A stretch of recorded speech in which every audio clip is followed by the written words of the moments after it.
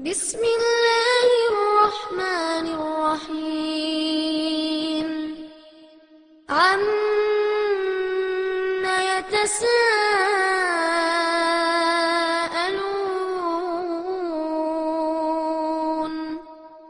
عن النبأ العظيم الذي هم فيه مختلفون كلا سيعلمون ثم كلا سيعلمون ألم نجعل الأرض مهادا والجبال أوتادا وخلقناكم أزواجا وجعلنا نومكم سباتا وجعلنا الليل لباسا وجعلنا النهار معاشا. السلام عليكم ورحمة الله وبركاته. அன்பிற்குரிய சகோதர சகோதரிகளே, இஸ்லாம் ஒரு இனிய மார்க்கம் என்ற இந்த நிகழ்ச்சி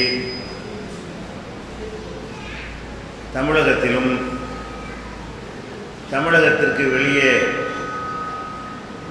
முஸ்லிம்கள் வாழக்கூடிய உலகின் பல பகுதிகளிலும்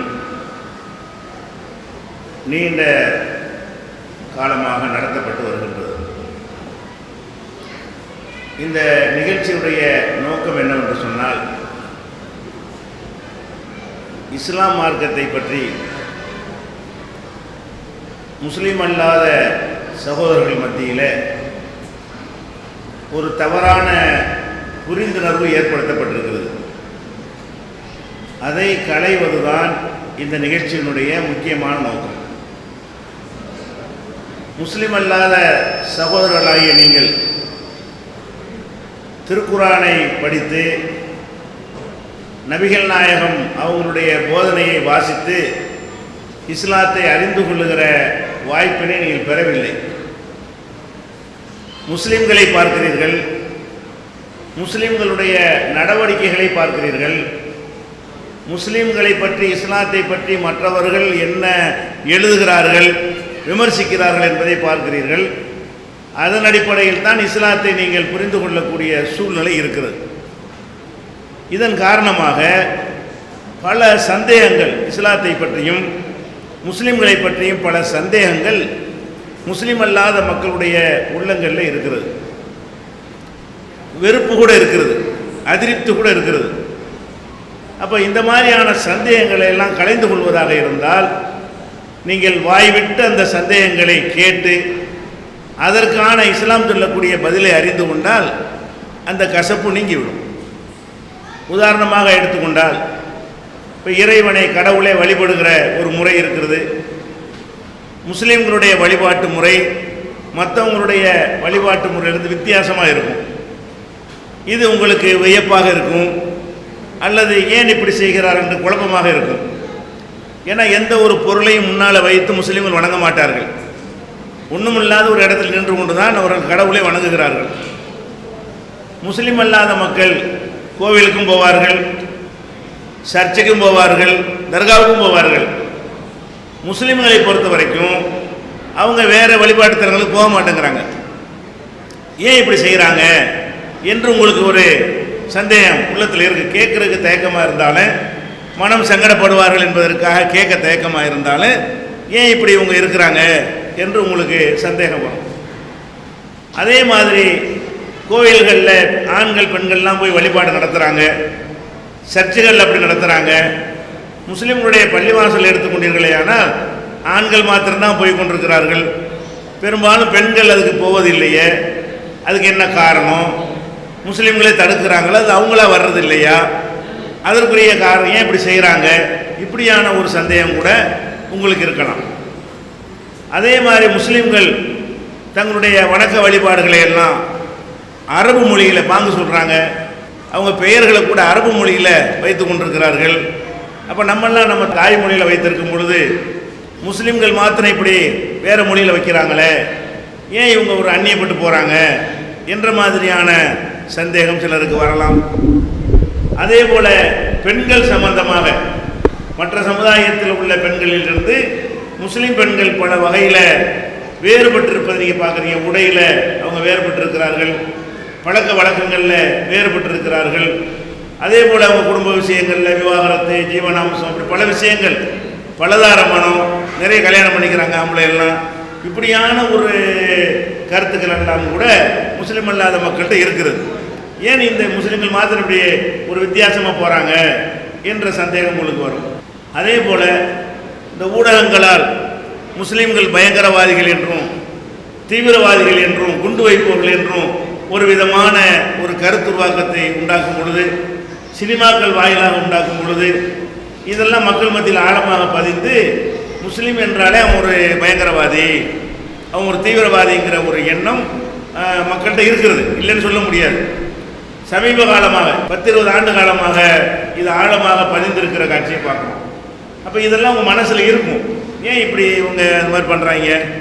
முஸ்லீம்கள் நாட்டில் மாத்திரம் சண்டை நடக்கிறது, முஸ்லீம்கள் மாத்திரம் அடித்துக் கொள்கிறார்கள், முஸ்லீம்கள் மாத்திரம் யுத்தம் செய்து கொள்கிறார்கள், அவங்க ஏன் கொண்டு வைக்கிறார்கள், இப்படியான ஒரு சந்தேகங்கள் எல்லாம் உங்களுக்கு ஏற்படும். அதெல்லாம் ஓப்பனாக கேட்குறது இந்த வாய்ப்பு.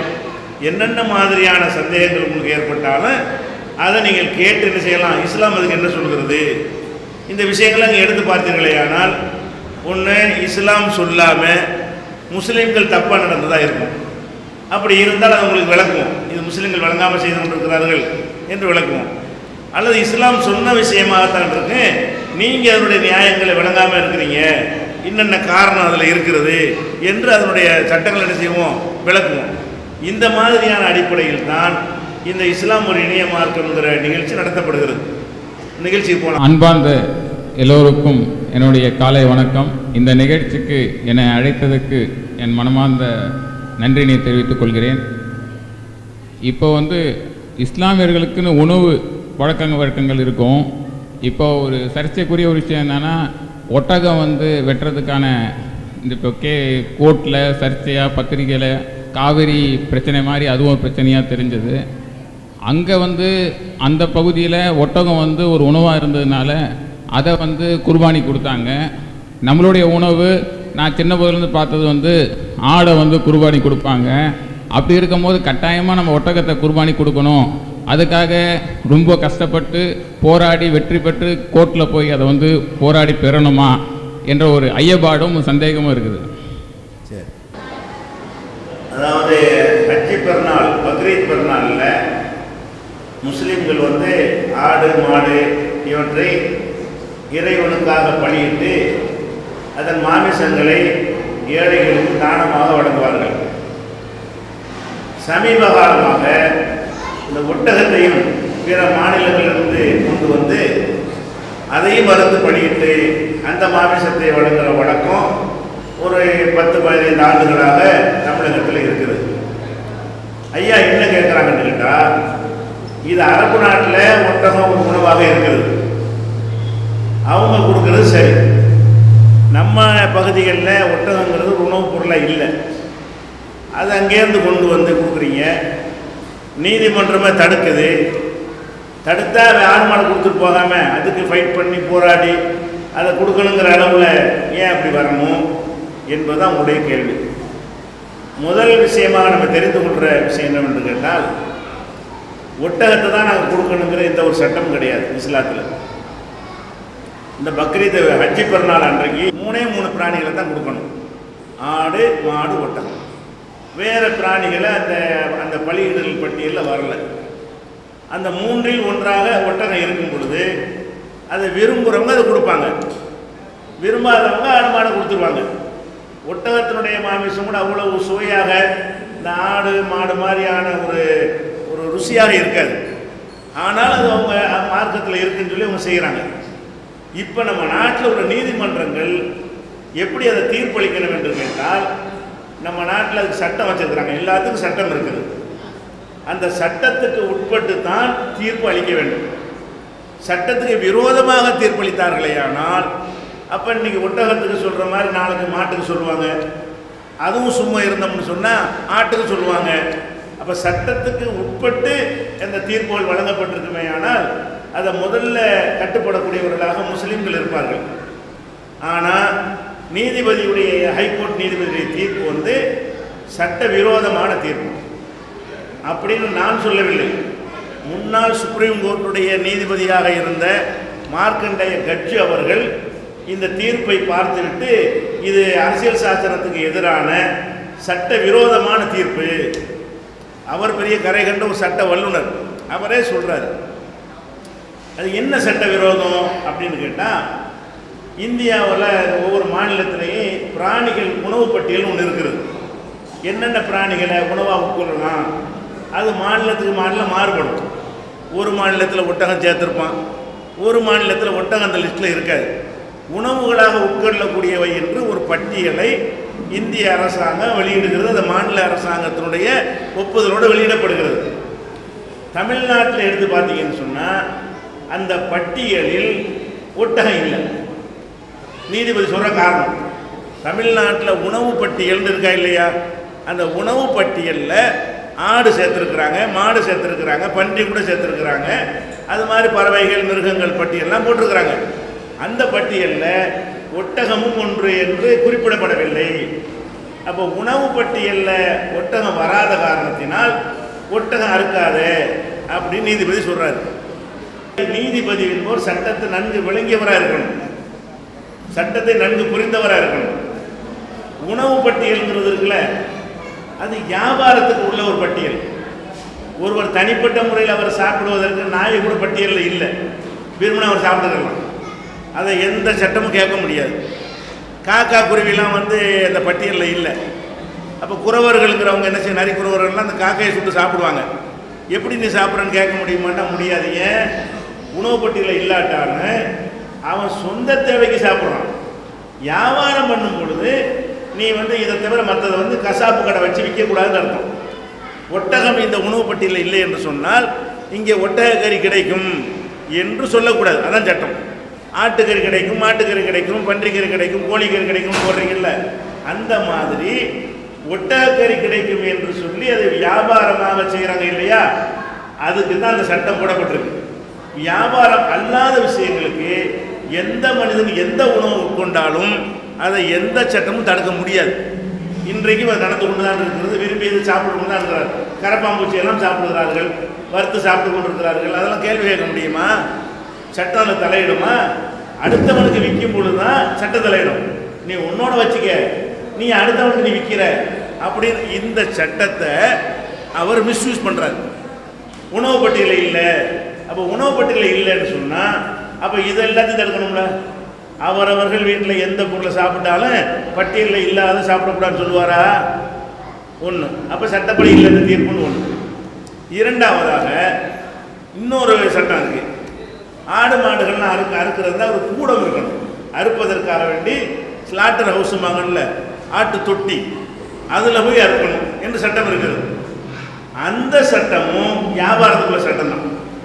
இப்போ என் வீட்டில் நானே ஒரு முயலை பிடிச்சி நான் அறுத்து சாப்பிட்றது, அங்கே போய் அறுத்துக்க தேவையில்லை.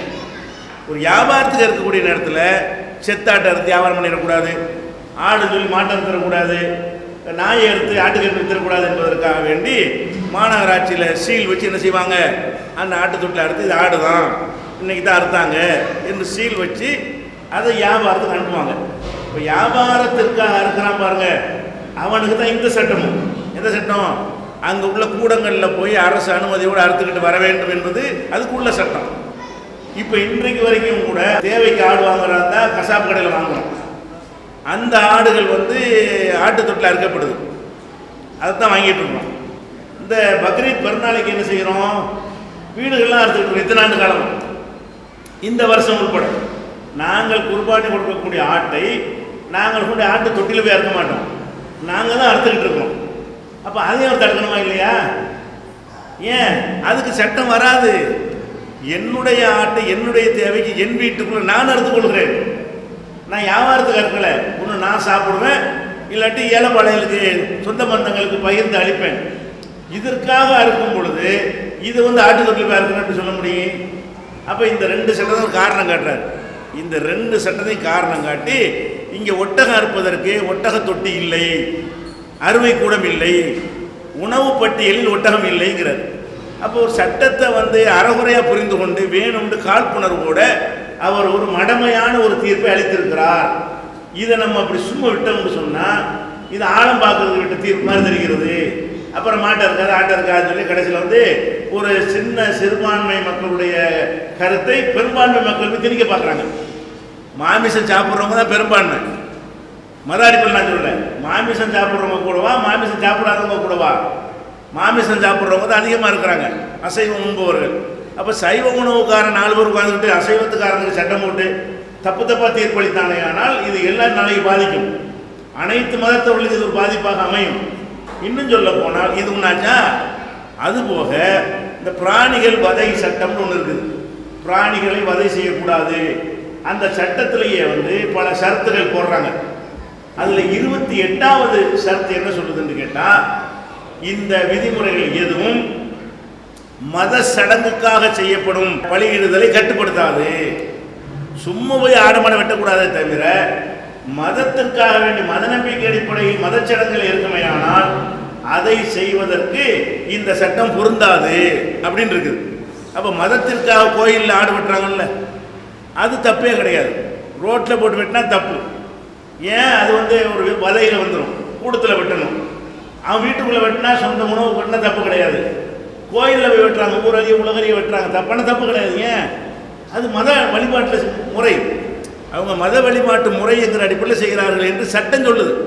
அப்போ அந்த சட்டத்தில் 28வது பிரிவு சொல்லுகிறது, மதத்து சடங்கின் அடிப்படையில் செய்வதை எந்த வதை சட்டம் கட்டுப்படுத்தாது. அவன் பண்ணியை கொடுக்குறவன் பண்ணியை கொடுப்பான், நாயை கொடுக்குறவன் நாயை கொடுப்பான், எதை வேண்டாலும் இருப்பான், எங்கே வேண்டாலும் இருப்பான். அது அவன் மதத்தில் இருந்தால் அதை மதிக்க வேண்டும். இந்து மதத்தில் உள்ளவன் இந்து மதப்படி நடப்பான், இஸ்லாம் மதத்தில் உள்ளவன் அவன் மதப்படி நடப்பான், கிறிஸ்தவ மதத்தில் உள்ளவன் அவன் மதப்படி நடப்பான்னு சட்டத்தில் இருக்குது. அப்போ அனைத்து மதத்தவர்களும் இந்த உரிமை கொடுத்துருக்கும் பொழுது இதையெல்லாம் நாங்கள் அந்த வழக்கில் ஒரு பார்ட்டியாக எதிர் வழக்கு போட்டிருந்தோம். இதெல்லாம் எடுத்து காட்டணும். காதில் வாங்க மாட்டேன்டார், தடை தடை தாங்கிறார். அப்போ இந்த மாதிரியான ஒரு தீர்ப்பளிக்கும் பொழுது நாங்கள் என்ன பார்க்குறோம், ஒட்டகத்தை இல்லாட்டி நாங்கள் செத்து போயிட மாட்டோம். அனைவரும் ஒட்டகத்தை சாப்பிட்றதும் கிடையாது. இவ்வளவுக்கு சட்ட விரோதமாக இஷ்டத்துக்கு ஒருத்தர் தீர்ப்பளிப்பாரையானால் அதை பார்த்து நம்ம சும்மா இருந்தோமையானால் அடுத்து ஒவ்வொன்றாக கை வைப்பார்கள். இது அனைவரையும் பாதிக்க. அப்புறம் எல்லாரும் சேர்ந்து ஒட்டகம் ஏற்றாருனாலும் முஸ்லீம் கொண்டு போராடுறாங்க. மாட்டில் கை வச்சான்னு வைங்க, அப்போ மாடு சாப்பிடக்கூடிய முஸ்லீம் அல்லாத மக்கள் இருக்காங்களே அவங்களும் இப்போ இறங்குவாங்க. அப்புறம் ஆற்றில் கை வச்சா எல்லாரும் சேர்ந்து கொந்தளிப்போம். அப்போ இது இந்த மாதிரியான தீர்ப்பு அளிக்க நம்ம அனுமதிக்கலாமா? நீதிபதி என்பவர் அவர் வாங்குகிற சம்பளத்துக்கு சட்ட புஸ்தகத்தை படித்து அதில் உள்ள தீர்ப்பை தான் சொல்லணும். அவர் விரும்பினதையெல்லாம் கூடும் என்றோ விரும்பாததையெல்லாம் கூடாதுன்னு சொல்ல அவருக்கு அதிகாரம் கிடையாது. எவனுக்கு அதிகாரம் கிடையாது நம்ம நாட்டில்? எல்லாம் சட்ட புஸ்தகத்துக்கு தான் அதிகாரம். அந்த புஸ்தகத்தில் உள்ளபடி தான் ஒரு பிரதமராக இருந்தால் நடந்து கொள்ள முடியுமே தவிர சட்ட புஸ்தகத்தை மீறி என் இஷ்டப்படி செய்ய வேண்டாம் எப்படி ஒத்துக்கிற முடியும்? இன்னும் சொல்ல போனால் இந்த தீர்ப்பு தவறுன்னு சொன்னோமா, நிறைய பேருக்கு புரியாமல் இருந்துச்சு. சுப்ரீம் கோர்ட்டில் ஒரு ஆள் வழக்கு போடுறாரு. உத்தரப்பிரதேசத்தை சேர்ந்த ஒருத்தர் வழக்கு போடுறாரு. என்ன வழக்கு போடுறாரு? இந்த 28வது பிரிவில் மதத்திற்காக வேண்டி பலியிடுவது தப்பு இல்லைன்னு இருக்கிறது, அதை நீக்க வேண்டும். நீக்கினா எல்லாத்தையும் தடுத்துடலாம் என்று ஒரு மனுவை போடுறார் சுப்ரீம் கோர்ட்டில். சுப்ரீம் கோர்ட் என்ன பண்ணுது? மனுவை டிஸ்மிஸ் பண்ணிடுச்சு. இது விசாரணைக்கு உகந்தது அல்ல, அதை நீக்க முடியாது. அப்போ இந்த சென்னை ஹைகோர்ட்டு போட்ட தீர்ப்பு தப்புனா எடுத்து இப்போ சென்னை ஹைகோர்ட்டில் வெட்டக்கூடாதுங்கிறாரு, சுப்ரீம் கோர்ட்டில் வெட்டக்கூடாதுன்னு ஒருத்தன் கேஸ் போடுறான், கேஸை தள்ளுபடி. அப்போ என்ன ஆகுது? இவர் தவறாக தீர்ப்பளித்தார் என்பதை இவரோட மேற்கோர்ட்டுக்கு சொல்லிடுச்சு. இப்போ என்ன பார்க்கணும்னு கேட்டால், சட்டம் நம்ம வச்சிருக்கிறோம், ஒவ்வொரு மதத்தவருக்கும் ஒரு உரிமை இருக்கும், அவங்க அதன்படி செய்வாங்க. முந்தி கூட ஜெயலலிதா அம்மையார் முதல் ஆட்சியில் இருக்கும் பொழுது கோவில்களில் ஆடு மாடெலாம் வெட்டக்கூடாதுன்னு சட்டம் கொண்டு வந்தாங்க. மக்கள்லாம் கொந்தளிச்சு போய் அவங்கள ஆட்சிக்கு வர முடியாமல் ஆக்கின பிறகு அப்புறம் பிறகு ஆட்சிக்கு நம்ம வாபஸ் வாங்கினாங்க. அவங்கள அந்த சட்டத்தை நினைஞ்சாங்க, வாபஸ் வாங்கிட்டாங்க, சட்டம் இல்லை. அப்போ அந்த கோயில்களில் கடவுளுக்கு மதத்துக்கு என்று சொல்லி ஏதாவது பலியிடுறது நடக்குமே ஆனால் அந்த மக்களுடைய என்னைக்காவது செய்ய போகிறான், டெய்லியாக செய்ய போகிறான், என்னைக்காவது வருஷத்துக்கு ஒரு நாள் செஞ்சுட்டு போகிறான், விடு அதை கண்டுக்கிறாங்க என்று நம்ம நாட்டில் உள்ள சட்டம் எல்லா மதத்துக்கும், முஸ்லீமுக்கு மட்டுமில்லை எல்லா மதத்துக்கும் அவங்களோட உரிமையை கொடுத்துருக்குது. சட்டத்தில் ஒரு நீதிபதிகள் இருந்துச்சுன்னா அதை கொடுத்துடணும். சட்டம் ஒழுங்கு அவங்க போலீஸ் தான் பிரச்சனை, போலீஸுக்கு தலைவலி உண்டாக்குறாங்க. இவங்க ஒழுங்கான தீர்ப்பு கொடுத்துட்டார்களே ஆனால் அதிகாரிகளுக்கு எந்த சங்கடம் சிரமம் கிடையாது. இவனை ஒட்டகத்தை பூட்டி கண்காணி அறுக்க விட்டாத போகாதுன்னு உத்தரவு போடும்போது என்ன ஆகுதுன்னு கேட்டால் அரசாங்கத்துக்கு நெருக்கடி வருது, சங்கடம் வருது, மீறக்கூடிய நிலை வருது. இவர்கள் தீர்ப்பளித்த பிறகு ஒட்டு அறுக்காமையாக இருந்தாங்க. நீதிபதி ஹைகோர்ட்டில் தீர்ப்பளிக்கிறாருன்னா கட்டுப்படணுமா இல்லையா? மக்கள் கட்டுப்படக்கூடிய தீர்ப்பாக இல்லாத காரணத்தினால் சுமார் 48 ஒட்டகம் இறக்கப்பட்டு போன வருஷம் 17 தான் தீர்ப்பு இல்லாமல் இருக்கும்போது. இவர் தீர்ப்பளித்த பிறகு இந்த ஆண்டு 48 ஒட்டத்தை வேணும்னு இருந்தாங்க. ஏன் நீ இப்படி வம்பு வந்தீங்கன்னா இது நாங்கள் இதுதான் செய்வோம் என்று அந்த மாதிரியான அடிப்படையில் அது எதிர்க்கப்படுதே தவிர நாங்களாகவே மக்களுக்கு நாங்கள் சொல்லிட்டு தான் இருந்தோம். ஏன் இப்போ ஒட்டகம் இருக்கிறீங்களா, விலை ஜாஸ்தியாக இருக்குது, கொண்டு வர சிரமமாக இருக்குது, டேஸ்ட்டாகவும் இருக்க மாட்டேங்குது, ஆடு மாடே அருங்கப்பான்னு நாங்களே சொல்லிக்கிட்டு தான் இருக்கிறோம். ஆனால் விரும்பி ஒருத்தன் அர்த்தம் தடுக்கக்கூடாது. அவனா அதை வேணான்னு விட்டுட்டு போனால் அது ஒரு கதை. விரும்பி அறுக்க அவனை தடுத்தீங்கன்னு சொன்னால் அங்கே சட்டமீறல் வருது. இதுக்கு தான் நாங்கள் ஒன்று ஒன்றா கை வைப்பாங்க, அது எல்லா மதத்தையும் பாதிக்கும் என்கிற ஒரு பரந்த நோக்கத்தில் நாங்கள் என்ன செய்கிறோம், இதுக்காக போகிறாங்க. அதான் விஷயம். நாங்கள் கிறிஸ்டின்னு. இப்போ நாங்கள் நீங்கள் ஏதாவது பண்டிகை டைமில் ஏதாவது பிரியாணி எல்லாம் செய்து கொடுத்தா நாங்கள் சாப்பிட்றோம். இதே நாங்கள் ஏதாவது கொடுத்தா நீங்கள் வாங்கி சாப்பிட மாட்டேன்றீங்க, அது ஏன்? அதாவது பண்டிகைகளில் முஸ்லீம்கள் பிரியாணிலாம் செஞ்சு தர்றாங்க, நாங்கள் வாங்கிக்கிறோம். நாங்கள் அது மாதிரி கொடுத்தா நீங்கள் வாங்கிக்கிறீங்களா? அவங்க கிறிஸ்டினாக இருக்கிறாங்க, அதெல்லாம் கேட்குறாங்க. உணவுகளை பொறுத்த வரைக்கும் அதாவது அறுத்து உண்ண வேண்டிய உணவு உண்டு, சிலது இருக்கிறது. அறுக்காமல் உண்ண வேண்டிய உணவுங்கிறது சைவம், மீன், முட்டை, இதெல்லாம் அறுக்காமல் சாப்பிட வேண்டிய உணவு இருக்குது. அறுக்காமல் சாப்பிட்ற உணவை பொறுத்த வரைக்கும் யார் இருந்தாலும் நம்ம வாங்கிக்கலாம். அறுக்காத நீங்கள் சாம்பார் தர்றீங்களா, உருளைக்கிழங்கு பொரியல் தர்றீங்களா, முட்டை ஆம்லேட் தர்றீங்களா, இதெல்லாம் அறுத்து தான் சாப்பிடணுங்கிற ஒரு முறை இல்லை. அப்போ அறுக்காமலே சாப்பிடக்கூடிய உணவுகள் எதுவாக இருந்தாலும் அவர்கள் இந்துக்கள் தந்தாலும் வாங்கிக்கலாம், கிறிஸ்தவ தந்தாலும் வாங்கிக்கலாம், எந்த சாதிக்காரங்க தந்தாலும் வாங்கி கொள்ளலாம், சாப்பிடலாம். எங்கள் மார்க்கத்தில் அதுக்கு எந்த விதமான ஒரு தடையும் கிடையாது. அதே நேரத்தில் சில பிராணிகள் சாப்பிடக்கூடாதுன்னு எங்களுக்கு தடை இருக்குது. உதாரணமாக கிறிஸ்தவர்கள் பன்றி மாமிசத்தை சில பேர் சாப்பிடுவாங்க, முஸ்லீம்கள் அதை அறவே சாப்பிடக்கூடாதுன்னு சட்டம் இருக்கிறது. அப்போ நாங்கள் சாப்பிடக்கூடாத ஒரு உணவை பிற மதத்துக்காரங்க செஞ்சதுன்னா நாங்கள் சாப்பிடக்கூடாது, நீங்களும் தரக்கூடாது. நீங்கள் என்ன செய்யணும், முஸ்லீம்கள் பன்றி சாப்பிட மாட்டாங்க, நம்ம அவங்களுக்கு சாப்பிடாத நம்ம கொடுக்கக்கூடாது. அப்படி தானே என்ன செய்யணும், பிற மதத்துக்காரர்கள் இந்தந்த உணவு முஸ்லீம் சாப்பிட மாட்டாங்க. உதாரணமாக எனக்கு ஒரு சைவ உணவு உள்ளவர் நண்பராக இருக்கான்னு வைங்க, எனக்கு நண்பர், அவருக்கு நான் எந்த உணவு கொடுக்கணும், நான் பிரியாணி கொடுத்து விடலாமா? நான் அவரை மதிக்கிறதா இருந்தால் அவர் சைவம்னு எனக்கு நல்லா தெரியுது, சைவம் பிரியாணி சாப்பிட மாட்டார்னு எனக்கு நல்லா தெரியுது. நான் அவரை மதித்து அன்பு செலுத்துவதாக இருந்தால் நான் நண்பனாக இருக்கேன் கொடுன்னு திரிக்கலாமா? நான் என்ன செய்யணும், அவருக்கு ஏற்றவாறு சாம்பார் சாதமோ வேறு எதையாவது நான் கொண்டு கொடுத்தால் அது அன்பாக ஆகும். நான் சாப்பிட்ற காரணத்தினால் அவரும் சாப்பிடணும் என்று வற்புறுத்தினால் அது அன்பை விட அடக்குமுறையாக மாறிடும். அந்த மாதிரி முஸ்லீம்களுக்கு தடுக்கப்பட்ட உணவுகளை யார் தந்தாலும் சாப்பிடக்கூடாது, முஸ்லீமே தந்தாலும் சாப்பிடக்கூடாது. ஒரு முஸ்லீமே பன்றி அறுத்து பிரியாணி போட்டு தந்தாலும் சாப்பிடக்கூடாது, முஸ்லீம்ங்கிறதுக்காக இல்லை, பன்றி எங்களுக்கு வேணாம், தடுக்கப்பட்டிருக்கிறது, பன்றி சாப்பிடாதீங்க என்று எங்கள் மார்க்கத்தில் தடை இருக்குது. அடுத்தது இந்த ஆடு மாடு ஒட்டகம் கோழி இந்த மாதிரியான பிராணிகள் அனுமதிக்கப்பட்டது இருக்கா இல்லையா, அதை எங்கள் மார்க்க பிரகாரம் என்ன சட்டம்னு கேட்டால் அறுத்து இரத்தத்தை ஓட்டி அதன் பிறகு தான் நாங்கள் சாப்பிட முடியும். தண்ணியில் முக்கி சாவடிச்சிங்கன்னு வைங்க, அதை நாங்கள் சாப்பிடக்கூடாது. ஏன்னாட்டா ரத்தம் வெளியேறினா தான் அந்த உணவே சுகாதாரத்தை அடையுதுன்னு சொல்லி இன்றைக்கு விஞ்ஞானம் கண்டுபிடிச்சிருக்கலாம். அந்த ரத்தம் கூட அடிச்சு கொடையெல்லாம் வெட்டக்கூடாது, அந்த தொண்டைக்குழி இந்த இடத்துல தான் வெட்டணும் கரெக்டாக, அந்த தொண்டைக்குழியை தான் அறுக்கணும். அறுத்த உடனே அனைத்து ரத்தங்களும் பீரிட்டு வெளியே வந்துடும். ரத்தம் பீரிட்டு வெளியே வந்த பிறகு உணவு சாப்பிடுவதற்கு ஏற்ற ஒரு சுகாதார நிலை அடையுதுன்னு சொல்லி இப்போ கண்டுபிடிச்சிருக்கிறாங்க. அப்போ முஸ்லீம் அல்லாத மக்கள் பெரும்பாலும் என்ன செய்வாங்க, கதவுல வச்சு நசுக்கி சாவடிக்கிறாங்க, மண்டையில் போட்டில் ஒரு அடியை போட்டு சாவடிக்கிறாங்க. இந்த மாதிரி எல்லாம் செய்யும் பொழுது அது முறைப்படி அறுக்கப்பட்டிருக்கிறதா? ஏன்னா அறுக்கலன்னா என்ன ஆகும்னு கேட்டால், முறைப்படி அறுத்தால் ரத்தம் வெளியேறிவிடும். ரத்தம் கெட்டது. நமக்கு டெஸ்ட் பண்ணுறப்ப ரத்தத்தை தான் டெஸ்ட் பண்ணுறான், சிறுநீரை டெஸ்ட் பண்ணுற மாதிரி நம்ம ரத்தத்தையும் சோதனை பண்ணுறான்னு இல்லையா, எல்லா கிருமிகளும் விசேஷமாக அதெல்லாம் அடங்கியிருக்கிறது. அப்படியான ஒன்றை வெளியேற்றின பிறகுதான் அந்த மாமிசம் சாப்பிடுவதற்கு ஏற்றதாக இருக்கும் என்று எங்கள் சட்டம் இருக்கிறது. அப்போ ஒரு முஸ்லீம் அல்லாத ஒருத்தர் என்ன செய்யறான், கோழி இப்படி தண்ணியில் அமுக்கி மூச்சு முட முடியாமல் செத்து போய் திணறி இப்போ செத்துருச்சுன்னு வைங்க, அப்போ அந்த ரத்தம் என்ன ஆகும், அந்த உடலில் இருக்கும், ரத்தம் வெளியேறாது, உறைஞ்சி போய் எல்லா இறைச்சிகள்லையும் இருக்கும். அப்போ அந்த மாதிரி தான் அவங்க செஞ்சுருக்காங்கன்னு தெரிந்தால் அது முஸ்லீம் அல்லாத காரணத்தினால இல்லை, முஸ்லீமே எப்படி செஞ்சாலும், ஒரு முஸ்லீமே இப்படி கொண்டாந்து செஞ்சால் நான் சாப்பிடக்கூடாது.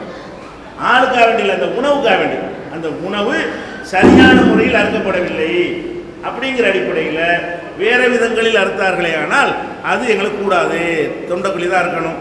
இன்னும் சொல்ல போனால் விஞ்ஞானத்தில் ஆய்வு பண்ணி முஸ்லீம்கள் அறுக்கிற முறை, முஸ்லீம் அல்லாத அறுக்கிற முறையை வந்து ஒரு பல்கலைக்கழகத்தில் ஆய்வு பண்ணுறாங்க. ஆய்வு பண்ணுனா அந்த நரம்பு இந்த இடத்துல அறுக்கும் பொழுது பிராணிகளுடைய வேதனை அது தெரியாதாம், மூளையுடைய கனெக்ஷன் உடனே கட்டாயம், மூளை தான் வலியை உணரும். அது துடிக்கிறதுலாம் வந்து ரத்தம் வெளியேறதுனால துடிக்கிறதே தவிர வேதனை உணர்றது இல்லை என்று சொல்லி அதனுடைய மூளையில் கருவிகளை, கம்ப்யூட்டர் மூலமாக கருவிகளை பயன்படுத்தி அதில் துடிப்புகளை அளந்து எந்த ஒரு வேதனையும் அது காட்டவில்லை என்று விஞ்ஞானபூர்வமாக நிரூபித்திருக்கிறார்கள். அந்த பிராணிகள் வதைப்படாமல் வேதனைப்படாமல் அது சாகணும். வேதனைப்படாமல் சாகிறதா இருந்தால் ஒரு அறுத்தீங்கன்னு வைங்களேன், அந்த செகண்டோட எதுவுமே இருக்காது, வலியே தெரியாது, மூளை வந்து உணராது. அந்த மாதிரியான ஒரு மெத்தட் எங்களுக்கு சொல்ல, கத்தி கூர்மையாக இருக்கணும், இந்த மாதிரி எல்லாம் ஒரு ரூல் எங்களுக்கு இருக்கிறது. அந்த ரூலை பேண மாட்டார்கள் இருப்பார்களே ஆனால் அப்போ நம்ம என்ன செய்வோம், இல்லை வேணாம் நாங்கள் சாப்பிடல அப்படின்னு சொல்லணும், புரிய வைக்கணுமே தவிர முஸ்லீம் அல்லாதவர்கள் என்பதற்காக நாங்கள் புறக்கணிக்கிறதா இருந்தால் எல்லாத்தையும் புறக்கணிக்கணும். நீங்கள் இட்லி கொண்டு வந்தால் சாப்பிடுவோம், தோசையை கொண்டு வந்தால் சாப்பிட்றோம், சப்பாத்தியை சாப்பிட்றோம், மீனை கொண்டு வந்தால் சாப்பிட போகிறோம், முட்டையை கொண்டு வந்தால் சாப்பிட போகிறோம், அடித்து சாப்பிடுச்சா சாப்பிட மாட்டோம், அவ்வளோதான். அப்போ இது ஆளுக்காக முஸ்லீம் அல்லாதவருங்கிற அடிப்படையில் உள்ள முடிவு இல்லை. என்ன முடிவு என்று கேட்டால் எங்கள் மதத்தின்படி ஒரு ரூல் போடப்பட்டிருக்கிறது, அந்த ரூல் படி அது இல்லை. அதனால தானே தவிர பிறரை வந்து வெறுக்கிறதுக்காக வேண்டியோ புறக்கணிக்கிறதுக்காக வேண்டியோ இந்த ஏற்பாடு இல்லை. அனைவருக்கும் வணக்கம். நம்முடைய இந்திய நாடு வந்து ஒரு ஜனநாயக நாடு. இந்த ஜனநாயக நாட்டில் சட்டம் வந்து நீங்க சொல்லியிருக்கிறீங்க, இந்திய அரசியலமைப்பு சட்டப்படி தான் அனைவரும் வாழ வேண்டும், அந்த சட்ட புத்தகங்களில் உள்ள சட்டங்களுக்கு உட்பட்டுத்தான் வாழ வேண்டும், ஒவ்வொரு செயல்களுக்கும் அந்த சட்டத்தில் என்ன சொல்லப்படுகின்றதோ அந்த சட்டத்தின்படி தான் அனைவரும் கட்டுப்பட்டு நடக்க வேண்டும், வாழ வேண்டும் என்று சொல்லியிருக்கிறீர்கள். அதன்படி அந்த சட்டம் இஸ்லாமியர்களுக்கும் பொருந்துமா பொருந்தாதா? அதாவது முதல் கேள்வி ஒரு நல்ல கேள்வி கேட்டிருக்கிறாங்க. இந்தியா வந்து ஒரு ஜனநாயக நாடு, மதச்சார்பு இல்லாத ஒரு நாடு. அப்போ இந்த நாட்டில் வந்து உள்ள சட்டத்துக்கு எல்லாரும் கட்டுப்படணும், இந்துக்களும் கட்டுப்படணும், முஸ்லீமும் கட்டுப்படணும், கிறிஸ்தவனும் கட்டுப்படணும், மதம் இல்லைன்னு சொல்கிறவங்களும் கட்டுப்படணும். இதுதான் நேர்மையாக இருக்கும். ஆனால் முஸ்லீம்கள் வந்து அந்த சட்டத்துக்கு கட்டுப்படாமல் தனியான சில சட்டங்களை வைத்திருக்கிறோமே என்ற அடிப்படையில் தான் அவங்க என்ன செய்கிறாங்க, பொது சிவில் சட்டம்ங்கிற ஒரு அடிப்படையில் சில விஷயங்களை கேள்வியாக இருக்கிறாங்க. முதல்ல நம்ம விளங்கிக் கொள்ள வேண்டிய விஷயம் என்னென்னு கேட்டால், நாடு சுதந்திரம் அடையும் பொழுது அந்த மக்களுக்கு தான் அந்த சுதந்திரத்தினுடைய விலை தெரியும். நம்ம 70 வருஷம் கடந்து நமக்கு விளங்காது. அந்த சுதந்திரத்துக்காக ஒவ்வொருத்தரும் பட்ட கஷ்டம், தியாகம், இது எப்படி நம்ம ஒன்றுபட்டு வெள்ளைக்காரனை விரட்டி அடித்தோம் என்பதெல்லாம் அந்த தியாகம் செய்த காலத்து மக்களுக்கு தெரிந்த அளவுக்கு அனுபவிக்கிற காலத்து மக்களுக்கு கண்டிப்பாக தெரியாது. அவங்க அரசியல் சாசனம் எழுதும் பொழுது எல்லா உணர்வையும் கை கொள்கிறாங்க. அரசியல் சாசனம் எழுதினவங்க ஒரு சட்டம் என்ற மதச்சார்பற்றது என்ற பெயரில் மதங்களை நசிக்கிறக்கூடாது. மதச்சார்பு இல்லாமல் அரசாங்கம் இருக்க வேண்டும். ஆனால் மதங்களை நசுக்கிவிடக்கூடாது என்பதற்காக என்ன செய்கிறாங்கன்னு கேட்டால், மதங்கள் அடிப்படையில் உள்ள சடங்குகள், பிறரை பாதிக்காத வகையில் இருக்கிற சடங்குகளை அவரவர் மதப்படி செய்து கொள்ளலாம் என்று கொண்டு வந்துட்டாங்க. இப்போ நாங்கள் தொழுகிறோம்ல, இறைவனை வணங்குறோம். முஸ்லீம்கள் முஸ்லீம் முறைப்படி தான் வணங்குவாங்க, இந்துக்கள் வந்து இந்துக்கள் முறைப்படி வணங்குவாங்க, கிறிஸ்தவர்கள் வந்து கிறிஸ்தவ முறைப்படி வணங்குவாங்க. இந்த முறையில் தான் வணங்கணும்னு சொன்னால் என்ன ஆகிறது, ஒரு திணிப்பாகிவிடும். அப்போ நம்ம ஒரு நாடாக இருந்தால், மதச்சார்பற்ற நாடாக இருந்தாலும் நான் பள்ளிவாசல் கட்டுவதையும் அது அனுமதிக்கும், இந்துக்கள் கோவில் கட்டுவதையும் அனுமதிக்கும், சர்ச்சு கட்டுவதையும் அனுமதிக்கும். அப்போ உங்கள் மதத்துக்கு இதில் யாருக்கும் பாதிப்பு கிடையாது. பள்ளிவாசல் என்பது இந்துக்களுக்கும் முஸ்லீம்களுக்கும் உள்ள பிரச்சனை கிடையாது. கோவில் என்பது இந்துக்களுக்கு முஸ்லீம் உள்ள ஒரு பிரச்சனை கிடையாது. இந்துக்கள் அவங்க வழிபடுறதுக்குள்ள இடம், முஸ்லீம்கள் வழிபடுறதுக்குள்ள இடம். இப்படி இருக்கிற காரணத்தினால் இந்த மாதிரியான விஷயங்கள்ல அவங்க மதப்படி நடந்து கொள்ளலாம். இதுவும் சட்டத்தில் உள்ளது. சட்டத்துக்கு கட்டுப்படுறோங்கிறோம்ல, கட்டுப்படுறது என்னன்னு கேட்டால் அந்த சட்டமே சொல்லுகிறது பிறரோடு தொடர்பு இல்லாத விஷயங்கள்ல அவங்க மதப்படி நடந்து கொள்ளலாம். உதாரணமாக திருமணம் செய்கிறோம். இந்துக்கள் ஒரு முறையில் திருமணம் செய்வாங்க, கிறிஸ்தவர்கள் ஒரு முறையில் திருமணம் செய்வாங்க, முஸ்லீம்கள் ஒரு முறையில் திருமணம் செய்வாங்க. மூணையும் சட்டம் ஏற்றுக்கணும். ஏன்னா இந்துக்கள் உள்ள மாதிரி தான் முஸ்லீம் செய்யணும் சட்டம் சொல்லாது, முஸ்லீம் செய்கிற மாதிரி தான் இந்துக்களும் செய்யணும் சட்டம் சொல்லாது. சட்டம் என்ன சொல்லுது? முஸ்லீம் வந்து மத சடங்குப்படி செஞ்சுக்க, அதுவும் கல்யாணம் தான், 2 பேரும் புருஷன் பொண்டாட்டி தான். இந்து முறைப்படி ஒருத்தன் கல்யாணம் பண்ணாலும் புருஷன் பொண்டாட்டி தான், கிறிஸ்தவ முறைப்படி பண்ணாலும் புருஷன் பொண்டாட்டி தான். சுயமரியாதை திருமணம் இதெல்லாம் அப்பாற்பட்டு செய்கிறாங்கல்ல, அதுவும் திருமணம் தான் சொல்லி திமுக ஆட்சி காலத்தில் அந்த சட்டத்தை கொண்டு வந்து பெரியாருடைய அந்த வழிவந்தவர்கள் சட்டம் வாங்கி வச்சிருக்கிறாங்க. அதுவும் திருமணம் தான். இப்போ அப்போ இதில் என்ன நம்ம பார்க்கணும்னு கேட்டால், திருமணங்களை அவரவர் மதப்படி நடத்தி கொள்வதில் வந்து சட்டமே தலையிடல், சுதந்திரம் கொடுத்துருக்குது. திருமணம், விவாகரத்து, சொத்து உரிமை. உதாரணமாக நான் இறந்து விட்டேன், எனக்கு சொத்து இருக்கிறது. இந்த சொத்தை வந்து என் குடும்பத்தார் இஷ்டப்படி பிரிக்க முடியாது. அதுக்கு இஸ்லாத்தில் ரூல் இருக்கிறது. நான் இறந்து விட்டால் மனைவிக்கு இத்தனை சதவீதம், ஆம்பளை பிள்ளைக்கு இத்தனை சதவீதம், பொம்பளை பிள்ளைக்கு இத்தனை சதவீதம், என்னுடைய தாய் இருந்தால் அவங்க இத்தனை சதவீதம், தகப்பன் இருந்தால் இத்தனை சதவீதம் என்று சொல்லி குர்ஆன்ல எங்களுக்கு என்ன இருக்குன்னா பாகப்பிரிவினை சட்டம் இருக்கிறது. இப்போ நான் இறந்த பிறகு என்னுடைய சொத்தை வந்து என் குர்ஆனில் உள்ளபடி என்னுடைய பிள்ளைகள் பிரித்து கொண்டார்களே, ஆனால் அது சட்டம் ஏற்றுக்கணும். நீங்கள் வேற சட்டம் எழுதி வச்சிருந்தாலும் சரிதான், அது வேற உங்களுக்கு உள்ளது. ஏன்னா இந்த விஷயம் இந்துக்களுக்கு முஸ்லீமுக்கு உள்ள விஷயம் கிடையாது, இந்துக்களுக்கு கிறிஸ்தவர்களுக்கு ஏன் விஷயம், என் குடும்பத்து விஷயம். பிற மதத்தவர்களோடு தொடர்புள்ள விஷயங்கள்ல வந்து அனைவருக்கும் ஒரே சட்டம். அவரவருக்கு மத்தியில் உள்ள விஷயங்களுக்கு அவங்க இஷ்டப்பட்டு போயிட்டு போறாங்க, அந்த உணர்வுகளை மதிக்கணும் என்று இதை வந்து சட்டம் ஏற்றுக்கொள்கிறது. அதே மாதிரி வந்து இப்போ விவாகரத்து, கணவன் மனைவிக்கு பிரச்சனை இருக்குது. இப்போ பொதுவான இந்து சட்டத்தில் என்ன இருக்குது? நீதிமன்றத்தில் வழக்கு போடணும். புருஷனுக்கு பொண்டாட்டியை பிடிக்காட்டாலும் சரி, பொண்டாட்டிக்கு புருஷனை பிடிக்காட்டாலும் சரி, கோர்ட்டுக்கு போய் 5 வருஷம் 6 வருஷம் அலைஞ்சி அதுக்கப்புறம் விவாகரத்துன்னு அவங்க தீர்ப்பளிப்பாங்கல்ல, அது வரைக்கும் கணவன் மனைவி தான். ஆனால் அவங்க சேரவிட மாட்டாங்க, பிரிஞ்சே தான் இருப்பாங்க. ஆனால் கணவன் மனைவிங்கிற அந்த ரூலில் வந்து இருக்குன்னு வச்சுருக்கிறாங்க. இது முஸ்லீமுக்கு இல்லை. முஸ்லீமுக்கு என்ன இல்லை? மனைவிக்கு கணவனை பிடிக்காட்டாலும் ஜமாத்தில் சொல்லி பிரிஞ்சு கொள்ளலாம், கணவனுக்கு மனைவியை பிடிக்காட்டாலும் ஜமாத்தில் சொல்லி அது சீக்கிரம் முடிஞ்சிடும். 5 வருஷம் 10 வருஷம்லாம் காத்துட்டு தேவை இருக்காது. இது வந்து விவாகரத்து சட்டம் வந்து ஆண்களுக்கும் பெண்களுக்கும் அவங்க கையில் கொடுக்கப்பட்டிருக்கிறது. ஜமாத்தில் வச்சு என்ன செய்யலாம், நாங்கள் முடித்துக்கொள்வோம். விவாகரத்துக்கு பிறகு மனைவிக்கு ஜீவனாம்சம் கொடுக்கணும் என்பதெல்லாம் எங்களுக்கு இருக்கிறது, ஜமாத்து வாங்கி கொடுப்பாங்க. அப்போ இந்த விஷயங்களில் வந்து இப்படி நடந்து கொள்ளலாம் என்பது நாங்கள் சட்டத்தை மீறி செய்யலை, சட்டத்தில் இருக்குது. முஸ்லீம் பர்சனல் லா, முஸ்லீம் பர்சனல் லாங்கிற பேரில் முஸ்லீம் தனியார் சட்டங்கள்ன்ற தலைப்பில் அரசியல் சட்டத்திலே எங்களுக்கு இப்படி செய்து கொள்ளலாம்னு இருக்கிறது. அதே மாதிரி எங்களுக்கு மட்டுமா இருக்குது, இந்துக்களுக்கு இருக்கிறது. உதாரணமாக ஒருத்தருக்கு பிள்ளை இல்லை, வேற யாரும் எடுத்து வளர்க்குறாரு, வளர்த்து இதான் என் பிள்ளை தத்து பிள்ளைங்கிறான்னு வைங்க. அப்போ இந்து லாப்படி அவர் பிள்ளை ஆகிடுவார். பெத்த பிள்ளைக்கு இருக்கிற எல்லா உரிமையும் யாருக்கு உண்டு? வளர்ப்பு பிள்ளைக்கு உண்டு. ஒரு முஸ்லீம் அப்படி எடுத்து வளர்த்தாரே ஆனால் இல்லை, சட்டத்தில் இருக்குது. தத்து பிள்ளை என்பது இந்து மதத்துக்கு உள்ளது, இஸ்லாமுக்கு உள்ளது அல்ல. அப்போ ஒரு முஸ்லீம் ஒருத்தனை எடுத்து வளர்த்தால் பிள்ளை இல்லைன்னு கோர்ட்டு சொல்லும். இந்து ஒருத்தனை தத்து எடுத்தால் உன் பிள்ளைதான் என்று சொல்லும். ஏன்? அது இந்துக்களுக்குரிய சட்டம் தனியாக வச்சிருக்கிறது, ஏன்னா முஸ்லீமுக்கு மட்டும் வச்சிருக்குங்கிறது கிடையாது. அதே மாதிரி வந்து கூட்டு குடும்பமாக இருக்கிறாங்கன்னு வைங்க. ஒரு முஸ்லீம் கூட்டு குடும்பமாக இருக்கிறாங்க. எப்படி? தாய் தகப்பன், அண்ணன் தம்பி, அக்கா தங்கச்சி எல்லாம் சேர்ந்து ஒரு ஃபேமிலியாக இருக்கிறாங்க. அதே மாதிரி இந்துக்கள் இருக்கிறாங்கன்னு வைங்க. இந்துக்கள் கூட்டு குடும்பமாக இருந்தால் அவங்களுக்கு வருமான வரியில் விலக்கு இருக்கிறது, சலுகை இருக்கிறது. முஸ்லீம் கூட்டு குடும்பமாக இருந்தால் இல்லை. ஏன்? இந்து மதம் கூட்டு குடும்பத்தை வலியுறுத்துது, இஸ்லாம் வலியுறுத்தலை. அவன் தனியாக இருந்துக்கன்னு இஸ்லாம் சொல்லுது. அப்போ கூட்டு குடும்பத்தை வலியுறுத்துகிற காரணத்தினால் இந்துக்களுக்கு மாத்திரம் வரியிலே சலுகை இருக்கிறது. அதை முஸ்லீம் யார் நான் கேட்கல. ஏன்? மதத்தில் அவங்களுக்குள்ள விஷயம் போயிட்டு போகுது. இது கூட அரசாங்கம் சம்மந்தப்படுதுங்க. அப்படியான விஷயம் கூட முஸ்லீமுக்கு இல்லை. என்ன விவாகரத்து, ஜீவனாம்சம், பள்ளிவாசல் நிர்வகிக்கிறது, சொத்து பத்துகள், கல்யாணம், இந்த விஷயங்களில் முஸ்லீம்கள் அவங்க மதப்படி நடந்து கொள்ளலாம், சட்டத்தில் இருக்குது. அப்போ சட்டத்தில் இருக்கிறபடி நாங்கள் நடக்கிறோமே தவிர சட்டத்தை மீறி நடக்கலை. அந்த சட்டத்தை வகுத்தவங்க தான் அம்பேத்கர் போன்றவர்களும் அன்றைக்கு இருந்த நல்லறிஞர்களும் தான் இந்த சட்டத்தை வகுக்கும் பொழுது மதத்தில் அப்படி நடந்துக்கலாம், அந்தந்த மதப்படி நடந்துக்கிறங்கன்னு கொடுத்துட்டாங்க. அந்த சட்டம் இருக்குது. அதே நேரத்தில் அரசியல் சாசனத்தில் ஒரு பிரிவு இருக்கிறது.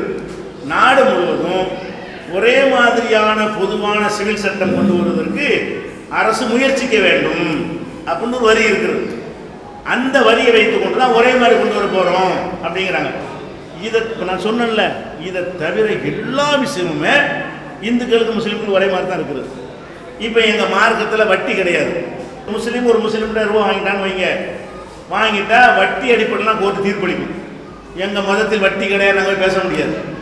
இந்துக்கள்கிட்ட நான் ஒரு கடன் வாங்கிட்டேன்னு வைங்களேன், கடனை வாங்கிவிட்டு நான் அசல் மட்டும்தான் கொடுப்பேன், எங்கள் மதத்தில் வட்டி இல்லைன்னு சொல்ல முடியாது. ஏன்? அது நம்ம 2 பேர் மேட்டராக போயிடுது. இப்போ அப்போ இதில் எல்லாம் முஸ்லீம் சட்டப்படியாக இருக்குது இல்லை, வட்டி கொடுன்னு கோர்ட்டு சொல்லும். என் மதத்தில் இல்லாவிட்டாலும் நீங்கள் இந்த நாட்டில் கொடுக்கல் வாங்கல் வட்டி அடிப்படைலாம் இருக்கணும் என்ற அடிப்படையில் கொடுத்த இடத்துக்கு வட்டி போட்டு கொடுன்னு சொல்லி அரசாங்கம் என்ன செய்யுது? தீர்ப்பளிக்கிறது. அப்போ பொதுவாக தான் இருக்குது சட்டம், எல்லாரும் ஒரே சட்டம் தான். நான் சொன்னது 4 விஷயம் தவிர, கல்யாணம், விவாகரத்து, ஜீவனாம்சம், இந்த வக்ஃபு, பள்ளிவாசல் பராமரிப்பு, இதை தவிர எல்லா விஷயங்கள்லையுமே இந்துக்கள், முஸ்லீம்கள், கிறிஸ்தவர்களுக்கு ஒரு சட்டம் தான் இருக்குது. அது மாதிரி இந்துக்களுக்கு 4 விஷயம், கிறிஸ்தவர்களுக்கு 4 விஷயம், சீக்கியர்களுக்கு 4 விஷயம். அதை தவிர மற்ற எல்லா விஷயங்களுமே ஒரே சட்டம் தான் நாட்டில் இருக்குது. அந்த 4 விஷயம் இருப்பது சட்டம் ஒழுங்கு உண்டாக்குமா? எங்கள் குடும்பத்தை உள்ள நாங்கள் கல்யாணம் பண்ணி கொள்வது, எங்கள் சொத்தை நாங்களே பிரித்துக் கொள்வது, பிற மதத்தவர்கள் ஏன் இதில் கவனம் செலுத்தணும்? இதில் என்ன நாட்டுடைய என்ன ஒருமைப்பாடு இதில் பாதிக்கப்படுது? முஸ்லீமுக்கு இந்த உள்ள விஷயமா இருந்தால் என்ன செய்யறதுன்னு கேட்கலாம். என்னுடைய சொத்தை நான் யாருக்கு வேணாலும் கொடுப்பேன், என் பிள்ளைக்கு நான் என் மார்க் எப்படி பிரித்து கொடுக்குறேன், இது ஏன் கோர்ட்டு தலையிடணும்? இது ஏன் ஒன்று ஆக்கணும்னு போனால் எதை ஆக்கணும்னு நம்ம சட்டம்? எந்த சட்டத்தை எல்லாருமே திணிக்கிறது? இந்து சட்டத்தை முஸ்லீம் கொடுக்க போறீங்களா? முஸ்லீம் சட்டத்தை இந்து கொடுக்க போறீங்களா? கிறிஸ்துவ சட்டத்தை இந்து முஸ்லீம் கொடுக்க போறீங்களா? எதை கொடுத்தாலும் சட்டை தாராளம் தானே செய்யும். இவங்க எடுக்கிற ஒரு வேலையின் காரணமாக சுமூகமாக அண்ணன் தம்பிகளாக பழகி கொண்டிருக்கிற சமூகத்துக்கு மத்தியில் வெறுப்பும் சண்டையும் சர்ச்சையும் கனவு தேவையாயுது. அவன் மதப்படி அவனுக்குள்ள நடந்த உனக்கு என்னடான்னு கேட்கணுமா இல்லையா? இந்துக்கள் அவங்க மதப்படி நடந்தால் நான் ஏன் அதை தலையிடணுங்கிறேன். முஸ்லீம்கள் அவங்க மதப்படி அவங்களுக்குள்ள நடந்து கொண்டால் பிற மதத்துக்காரங்க என் தலையிடணும், யாரும் என் தலையிட தேவையில்லை தானே. அந்த அடிப்படையில் சிந்திக்காமல் என்ன செய்கிறாங்க? அனைவருக்கும் ஒரு சட்டங்கிறாங்க. அனைவருக்கும் ஒரு சட்டங்கிறது சிவில் சட்டங்கிறாங்க. வேடிக்கை என்னன்னு கேட்டால், கிரிமினல் சட்டம் இருக்குல்ல, அதுவே அனைவருக்கும் ஒரே மாதிரி இல்லை. எது ஒரே மாதிரி இருக்கணும்? சிவிலுங்கிற கொடுக்கல் வாங்கல், இந்த பஞ்சாயத்து. கிரிமினல் கொலை, கொள்ளை, வெட்டு குத்து, சட்டவிரோதம், அந்த மாதிரியான காரியங்கள். இப்போ உதாரணமாக நீங்கள் ஹெல்மெட்டு போடாமல் சென்னையில் போட்டிக்கிட்டு இருக்கிறீங்க, ஒன்றும் செய்ய மாட்டேங்கிறான். பல மாநிலங்களில் போகலாம், பெங்களூரில் போக முடியாது, பிடிச்சி போட்டுருவோம். அப்போ அவங்க ஒரே நாடு தானே, ஒரே சட்டம் போட வேண்டியது தானே. அதே மாதிரி ஆபாச டான்ஸ் நடனம், ஆபாச நடனம் ஆடுவதற்கு நாட்டில் தடை இருக்குது. அதே நேரத்தில் ஸ்டார் ஹோட்டலில் ஆடிக்கலாம்.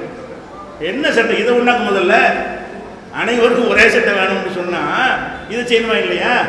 விபச்சார விடுதி நடத்தலாமா தமிழ்நாட்டில்? ஒருத்தர் லைசன்ஸ் எடுத்து கேட்டு நான் விபச்சார விடுதி நடத்த போகிறேன் அப்படின்ட்டு அனுமதி கொடுப்பானா?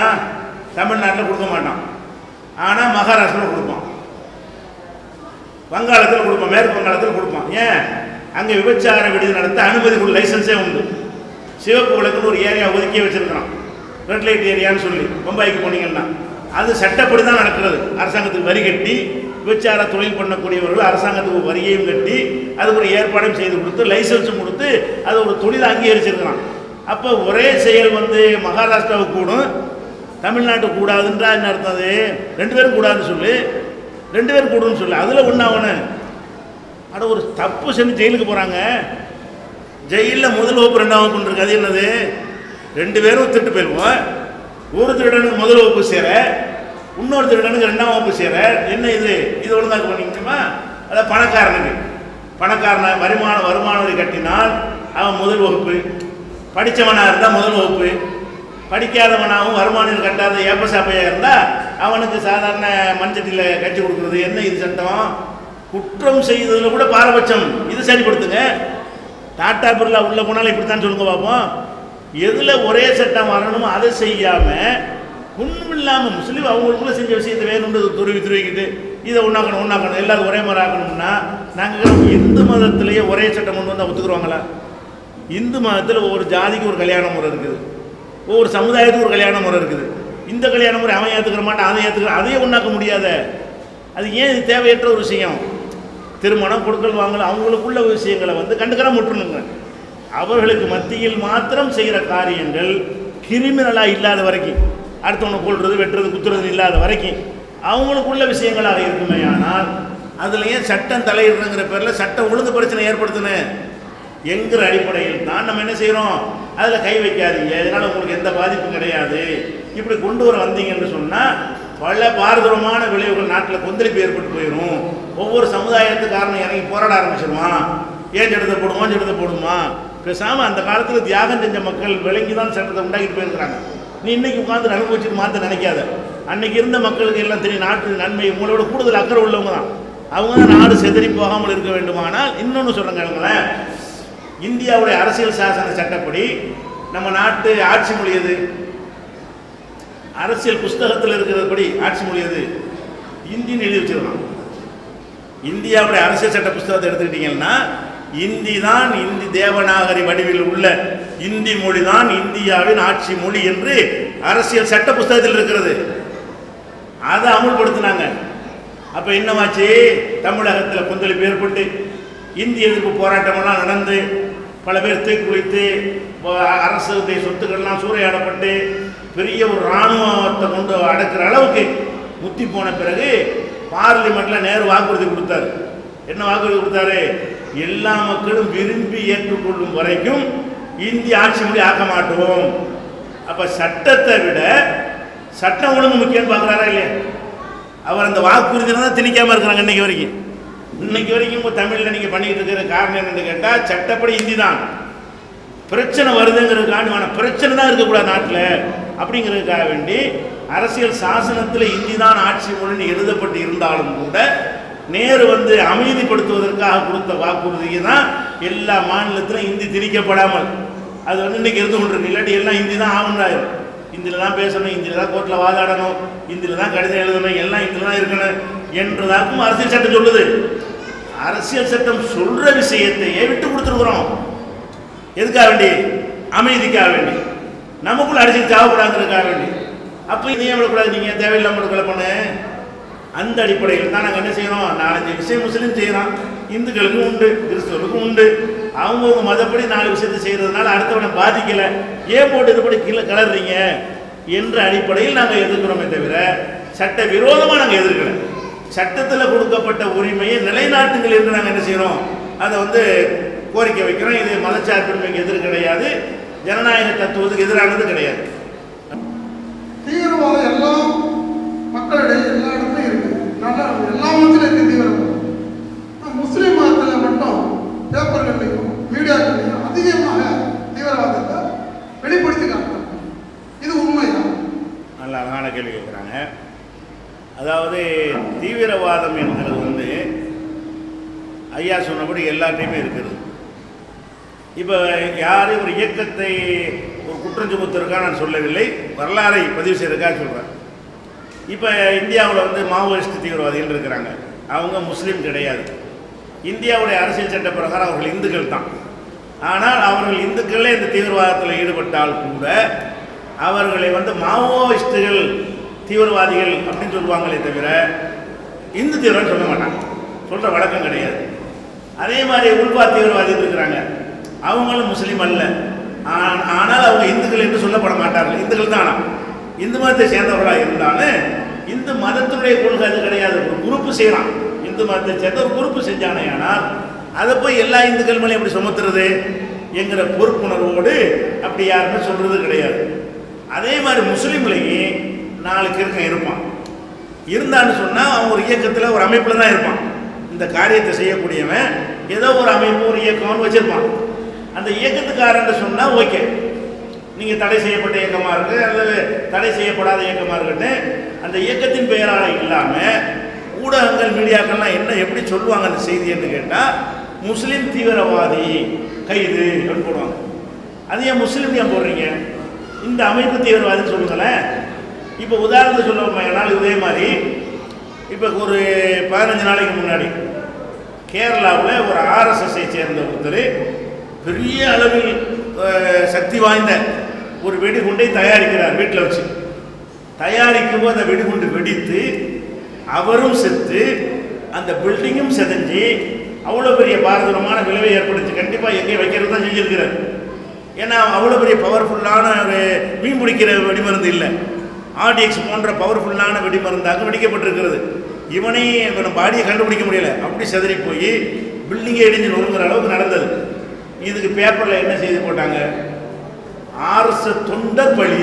இது தொண்டரம், இதை செய்தவருக்கு ஆர்எஸ்எஸ் தொண்டர் பலி. வெடிகுண்டு தயாரிக்கும் பொழுது வெடித்து ஆர்எஸ்எஸ் தொண்டர் பலின்னு சொல்கிறாங்க. இதே மாதிரி ஒரு முஸ்லீம் இருக்கும் ஒருத்தர் செஞ்சு பலியாக இருந்தால் முஸ்லீம் தீவிரவாதி பலின்றாங்க. டக்குன்னு என்ன செய்வாங்க, அதில் மதத்தை சேர்த்துருவாங்க. அது ஏன் மதத்தை சேர்க்குறாங்க? அவர் ஆர்எஸ்எஸ்ன்னு போட்டிங்கல்ல, அதே மாதிரி இவன் ஏதாவது அமைப்பில் இருப்பான், அதை போடுங்க. எந்த அளவுக்கு என்று கேட்டால் ஒரு மதச்சார்பு இல்லை, ஒரு ஜூனியர் வடன் ஒரு பத்திரிகை உங்களுக்கு தெரியும், உதாரணத்துக்காக சொல்கிறேன். ஜூனியர் வடன் ஒரு பத்திரிகையில் உத்தமபாளையம் பக்கத்தில் ஒருத்தர் அரிசி கடத்திட்டார். அரிசி ரேஷன் அரிசி கேரளாவை கடத்துறாங்க. அங்கே ஊர் ஃப்ரீ தானே, இங்கே ரேஷன் அரிசிலாம் காசு ஓசியார் தமிழ்நாட்டில் கிடைக்கிறது. இதை வாங்கிட்டு என்ன செய்யறதுன்னு கேட்டால் அவங்க துணையோட கேரளாவுக்கு கடத்தி விற்கிறது. 2 ரூபா 3 ரூபா 5 ரூபான்னு நினச்சிவாங்க. அந்த அரிசியை கொண்டு கடத்தல் பண்ணி விற்பாங்க. இதை அவர் பேர் முஸ்லீம் பேர். அவர் இதுக்கு அவன் எழுதுனா முஸ்லீம் தீவிரவாதி அரிசி கடத்த, இது தீவிரவாதியா? இது அரிசி கடத்துறது தீவிரவாதி, அரிசி இல்லாமல் கடத்தலாம். இதில் முஸ்லீம் தீவிரவாதி. அப்போ எந்த அளவுக்கு அந்த உள்ள ஊர் இருக்குன்னா எவ்வளோ கஷ்டம், எங்களுக்கு வெறுப்பாக இருக்கும். இது ஏன் மதத்தோடு சம்மந்தப்படுத்துகிறாங்க? எவனோ ஒருத்தன் செய்கிறான், இந்துவில் 4 பேர் இருப்பான், முஸ்லீமில் இருப்பான், இந்து கிறிஸ்தவனில் இருப்பான், கடத்தல் பண்ணுறோம், எல்லாத்துலேயும் தான் இருக்கிறான். இதில் அப்போ ஒருத்தன் சொல்லிக்கிறேன், பேரை சொல்லிட்டு போன பிரச்சனை இல்லை. அந்த பேரோட முஸ்லீம் தீவிரவாதிங்கிற வார்த்தையை சேர்த்து எழுதினார்களே. ஆனால் வெடிகுண்டு கத்தி அறுவாளுக்கு எழுதினா கூட ஒரு நியாயம். அரிசி கடத்துறது அரிசிகள் தொழிலுக்காக செய்யலாம், சட்டவிரோதம், அது ஒரு விஷயம். சட்டவிரோதம் பண்ணுறவன்லாம் தீவிரவாதியா? இல்லை, எல்லாரும் தான் பண்ணுறான். எல்லா வியாபாரியும் கரெக்டாக வரி கட்டுறானா, சினிமாக்காரெலாம் வரி கட்டுறானா, அரசியல்வாதிகள் ஒழுங்காக அரசாங்கத்தை வரி கட்டிட்டு இருக்கிறானா? அது மாதிரியான ஒரு வேலை அது. சரி, அதுக்கே மதத்தையும் சேர்க்கணும்னு நான் கேட்குறேன். அப்போ என்ன செய்கிறாங்கன்னா, முஸ்லீம் செஞ்ச உடனே முஸ்லீம்ங்கிற வார்த்தையை சேர்க்காமல் எழுத மாட்டேங்கிறாங்க. சின்ன ஒரு விஷயம் நடந்தாலும் சரி, பெருசு நடந்தாலும் சரி, இப்படியே திருப்பி திருப்பி திருப்பி திருப்பி எழுதும் பொழுது எல்லா மக்கள் மனசில் என்ன உண்டாயிரும், முஸ்லீம்னா தீவிரவாதி. அதான் முஸ்லீம் தீவிரவாதிக்கு இந்த வார்த்தையை சொல்லி சொல்லி சொல்லி சொல்லி திருப்பி திருப்பி ஆழமாக பதிய வைக்கும்போது அதனால வந்திருக்கே தவிர, ஐயா சொன்னபடி எல்லா மதத்துலையும் என்ன செய்கிறாங்க, தீவிரவாதி இருக்கிறாங்க. ஒரு விஷயத்தை விளங்கிக்கணும். இரண்டாவதாக இன்னொரு காரணம் என்னென்னு கேட்டால், இந்த வன்முறை தாக்குதல்லாம் முஸ்லீம் நாடுகளில் ஜாஸ்தியாக நடக்குது. அதுவும் ஒரு தாக்கத்தை மக்கள்கிட்ட ஏற்படுத்துது. இப்போ ஆப்கானிஸ்தான் நடக்கும், ஈராக் நடக்கும், ஈரான் நடக்கும், அது மாதிரி பாலஸ்தீன் நடக்கும், இது மாதிரி சிரியாவில் நடந்து கொண்டு இருக்கிறது. இப்படி முஸ்லீம்கள் இருக்கிற நாடுகளில் தானே இந்த மாதிரி வெடி குண்டாட்டி இடி குண்டுலாம் நடக்கிறது. அப்படிங்கிற ஒரு எண்ணத்தினால என்ன செய்யுது, முஸ்லீம் இவங்களை அடிச்சுக்கிறது வேலை அப்படிங்கிற மாதிரியான கருத்து உருவாகும். இவங்க முஸ்லீம் தீவிரவாதம் போடுறதுனாலே உண்டாகும். நாட்டு செய்திகளை பார்க்கும் பொழுது கூட எல்லா பக்கமும் அமைதியாக இருக்கும் பொழுது முஸ்லீம் நாடுகளில் மாத்திரம்தான் இதெல்லாம் நடக்கிறது அப்படின்னு வரும்பொழுது என்ன ஆகுதுன்னு கேட்டால், முஸ்லீம்னால ஒரு பயங்கரமான ஆளுக்குங்கிற மாதிரி ஒரு கருத்து உண்டாகும். ஆனால் அதனுடைய யதார்த்தத்தை நீங்கள் விளங்கிக் கொள்ள வேண்டும். என்ன விளங்கணும்னு கேட்டால், இப்போ நம்ம இந்தியா இருக்கிறது, இது சுதந்திர நாடாக இருக்கிறது. ஒரு 70 ஆண்டுக்கு முன்னாடி இது அடிமை நாடாக இருந்துச்சு. 70 ஆண்டு சுதந்திரம் அடைகிறதுக்கு முன்னாடி 200 வருஷ காலம் வெள்ளைக்காரன் நம்ம நாட்டை அடிமை. இங்கிலாந்து இங்கே இருக்குது, இந்தியா இங்கே இருக்குது. அவ்வளோ தொலைவுக்கு வியாபாரம் பண்ண போகிறோன்னு கிழக்கிந்திய கம்பெனின்னு பிஸ்னஸ் பண்ண போகிறோன்னு ஆயுதங்களையும் பீரங்கிகளையும் துப்பாக்கியிலும் கொண்டு வந்து நாட்டை கைப்பற்றிக்கிட்டாங்க, எல்லாத்தையும் மிரட்டி. 200 வருஷ காலம் அவனை அடிமையாக வச்சுருந்தோம். அந்த நேரத்தில் நம்ம நாட்டில் அவனை எதிர்த்து போர் செஞ்சமா இல்லையா? காந்தி ஒரு பக்கம் உண்ணாவிரதம், சத்தியாகிரகம், ஒத்துழையாமை அப்படி பண்ணினாலும் அதிகமான பேர் என்ன செஞ்சாங்கன்னா ஆயுதம் தூக்கி போடுறாங்க. ரயிலை கவிழ்த்தினாங்க, ரயிலை கொளுத்துனாங்க, வெள்ளைக்கார துறைமுகங்களை சுட்டு கொன்றாங்க. அது மாதிரியான ஆயுத கிடங்குகளை கொள்ளையடித்தாங்க. இதெல்லாம் நடந்துச்சு. நேதாஜி சுபாஷ் சந்திர போஸ் ஒரு இராணுவத்தை அமைச்சார். நேதாஜி சுபாஷ் தேசிய இராணுவங்கிற பெயரில் ஒரு இராணுவத்தை அமைத்து வெள்ளக்கார அரசுக்கு எதிராக ஆயுதத்தின் மூலமாக பதிலடி கொடுத்தார். இதை தீவிரவாதம் யாராவது சொல்லுவோமா? தீவிரவாத செயல் தீவிரவாதம் தான். ஒருத்தர் போய் சுடுறது தீவிரவாதம் தான், கொள்வது தீவிரவாதம் தான், ஒட்டுமொத்த ரயிலை கவிழ்த்து விடுறது தீவிரவாதம் தான். ஆனால் அதில் என்ன நம்ம பார்க்கணும், எதுக்கு செஞ்சான்னு பார்க்கணும். நீ வெளிநாட்டுக்காரன், இது எங்கள் நாடு, அங்கேருந்து நீ படையை திரட்டிட்டு வந்து எங்கள் நாடு ஆக்கிரமித்து அடிமைப்படுத்தி எங்கள் வளத்தை கொள்ளடித்து எங்களுக்கு நீ எஜமானா எங்களை அடிமையாக்குறியா என்கிற காரணத்துக்கு செய்யும் பொழுது அது தியாகிங்கிறோம்.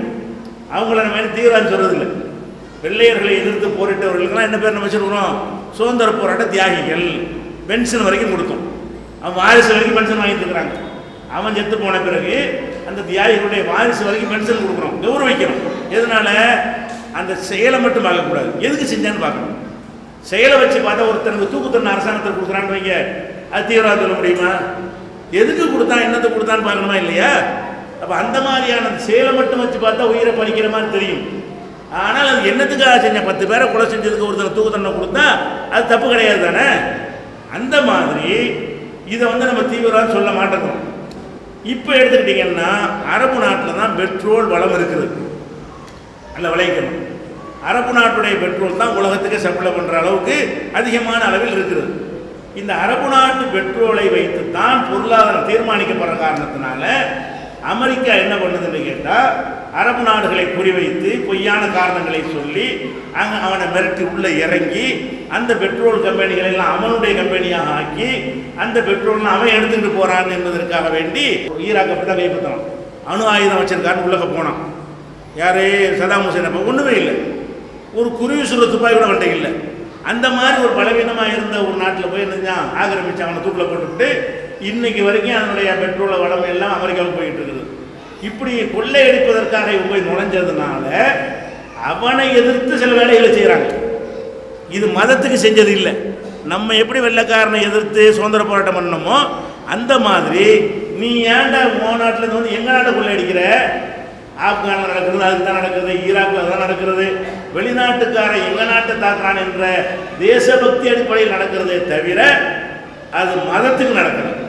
அது அவனுக்கு துணை போகிற அதிகாரியாக இருந்தாலும் கொள்றாங்க. அமெரிக்காவுக்கு துணை போகிற முஸ்லீமாக இருந்தாலும் சரி அவனையும் போட்டு கொள்றாங்க.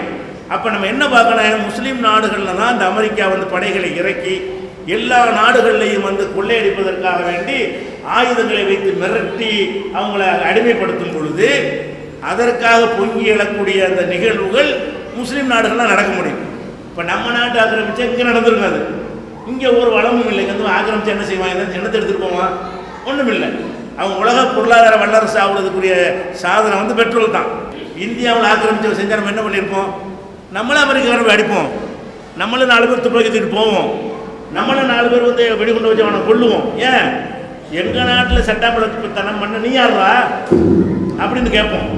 அந்த அடிப்படையில் தான் முஸ்லீம் நாடுகளில் பெட்ரோலை கொள்ளையடிப்பதற்காக அமெரிக்கா கால் பதித்து எல்லா நாடுகளில் பிரச்சனையை உண்டாக்கி அவனை எதிர்க்க வச்சு இவன் குண்டை போட்டு இப்போ பயத்திலேயே ஒரு நல்ல ஒரு ஆட்சி அமைச்சிடக்கூடாது, அமெரிக்காவை சார்ந்து தான் இருக்கணும் என்கிற ஒரு பயத்தை உண்டாக்கி விட்டோமே. ஆனால் அந்த பெட்ரோல் வளம் பூரா அவனுக்கு 10% கூட அரபு நாடு கிடையாது, 90% அமெரிக்க கம்பெனிகள் தான், அராம்கோ கம்பெனிகள் போன்ற கம்பெனிகள் தான் எடுத்துகிட்டு போய் செய்யலாம் அவன் நாட்டை வளப்படுத்தி கொண்டு இருக்கிறான். அதனால பெரிய வல்லரசாணி உலகத்தில் இருந்துகிட்டு இருக்கான், பணத்துக்கு மேலே பணம் சேர்ந்துக்கிட்டே இருக்கிறது. அப்போ நீ என்ன பார்க்கணும்னு கேட்டால், முஸ்லீம் நாட்டில் இவன் போய் கொள்ளையடிக்கிறதுனால முஸ்லீம் எதிர்க்கிறான், அதனால அவன் வெடிகுண்டு வைக்கிறான், தீவிரவாதிங்கிற பேர் வருது. அப்படி இல்லைன்னு வந்திருக்காரு. நம்ம நாட்டில் நம்ம அதை செஞ்சுருப்போம். அப்போ எந்த நாட்டில் போய் தாக்குதல் பண்ணுறானோ, பாகிஸ்தானில் போய் தாக்குதல் பண்ண மாட்டேங்க, அது முஸ்லீம் நாடு தான், அங்கே ஒன்றும் கிடைக்காது. நம்ம நாடு மாதிரி தான் அதுவும். பாகிஸ்தானில் போய் பண்ண என்ன செய்யணும்? வெறும் பூமியை தான் இருக்குமே தவிர எந்த ஒரு வளம் இப்போதைக்கு அவனுக்கு கொள்ளையடிக்க முடியாது. வேறு எந்த நாட்டுக்கும் போக மாட்டான். எங்கே வளம் இருக்குது அந்த நாட்டுக்கு கொள்ளையடிப்பதற்காக வேண்டி அமெரிக்கா செஞ்ச வேலையினால முஸ்லீம்கள் தீவிரவாதிகள்ங்கிற கருத்து இரண்டாவதாக உண்டாகிவிட்டது. ஆனால் எங்கள் மார்க்கம் என்ன சொல்லுதுன்னு கேட்டால், இஸ்லாத்தை பொறுத்த வரைக்கும் ஒரு உயிரை வாழ வைத்தவர் உலகத்தையே வாழ வைத்தவர், ஒரு உயிரை கொன்றவர் உலக மக்கள் அத்தனை பேரையும் கொன்றவர் குர்ஆன் சொல்லுகிறது. உலகிற அவ்வளோ பெரிய பயங்கரமான குற்றம். இந்த மாதிரி ஒரு தியாகம் செய்கிற நோக்கத்திற்கு இல்லாமல் ஒருத்தனை கொலை செய்கிறது என்பது ரொம்ப பெரிய குற்றம் இஸ்லாத்தில். அவனுக்கு சொர்க்கமே கிடைக்காது, நரகத்துக்கு போயிடுவான்.